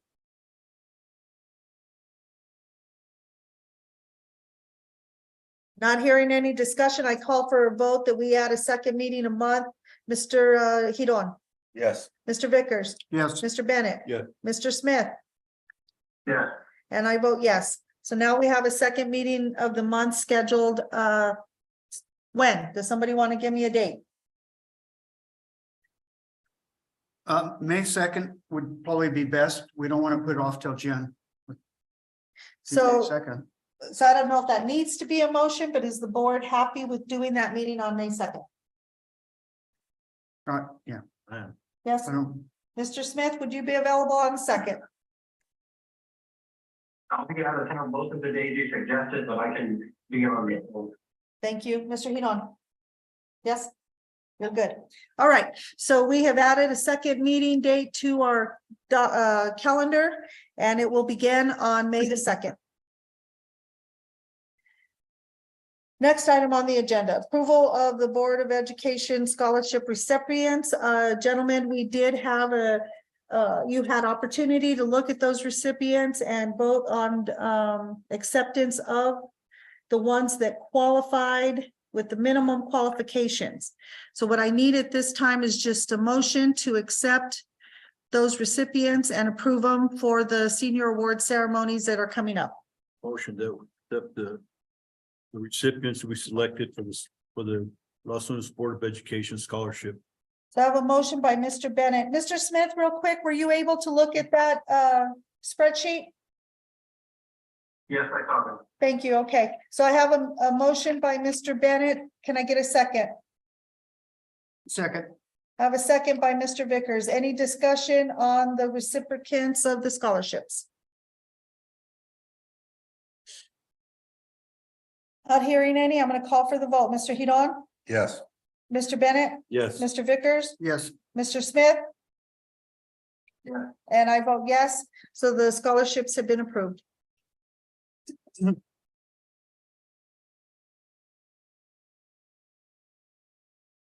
I believe that leaves everything on consent that was voted on and approved, and finance items have been addressed.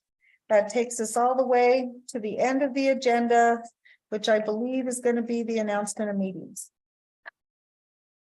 Oh no, item 19, new business.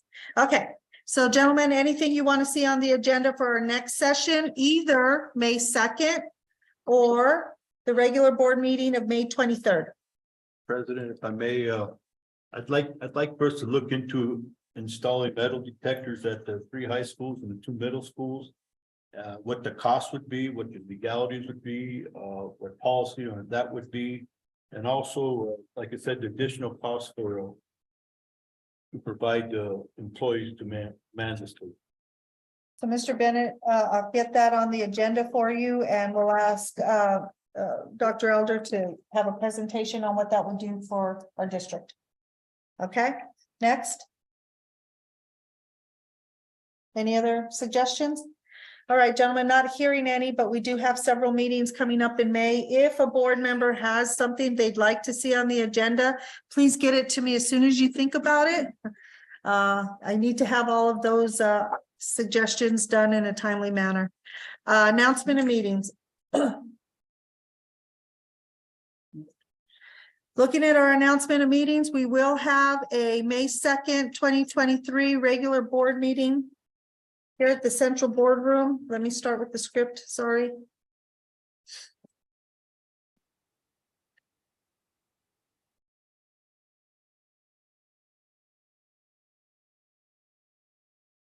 I'd like to announce the following meetings. As allowed by the Open Meetings Act and the District Open Meetings Resolution, on occasion, a quorum of the board members attend the same function, including those held at school sites at the district level, as well as sports functions and end-of-year activities and graduations. Board members will refrain from discussing and or acting on behalf of Los Lunas School Board of Education on any issues in those settings. In addition, only official meetings are published, and if other meetings are scheduled, they will be announced in accordance with the Opens Meeting Act. With that being said, the following meetings are: on May 2nd, there will be a regular board meeting here at Central Office Boardroom at 6 p.m. On May 9th, the Finance Committee will meet here at Central Boardroom at 3 p.m. On May 9th, the special board meeting will be here at Central Boardroom 6 p.m. And this was for approval of the budget for 2023-2024 fiscal year. And this will be pending PED approval. On May 23rd, we have a regular board meeting here at Central Boardroom at 6 p.m. And on May 30th and 31st, the board and superintendent retreat will be from 8 to 4:30 p.m. We will be meeting at the UNM Valencia Workforce Training Center on Huning Ranch East Loop here in Los Lunas. Discussion purposes only, and quorum will be in attendance. With that, it leads to adjournment of the meeting. I don't know if there's any documents that need signature, gentlemen, but please check before you leave. Having said that, I need a motion to adjourn. I have a motion by Mr. Bennett. Did I hear Mr. Hidon second? Second. All right. Mr. Hidon, how do you vote? Yes. Mr. Bennett? Yep. Mr. Vickers? Yes. Mr. Smith?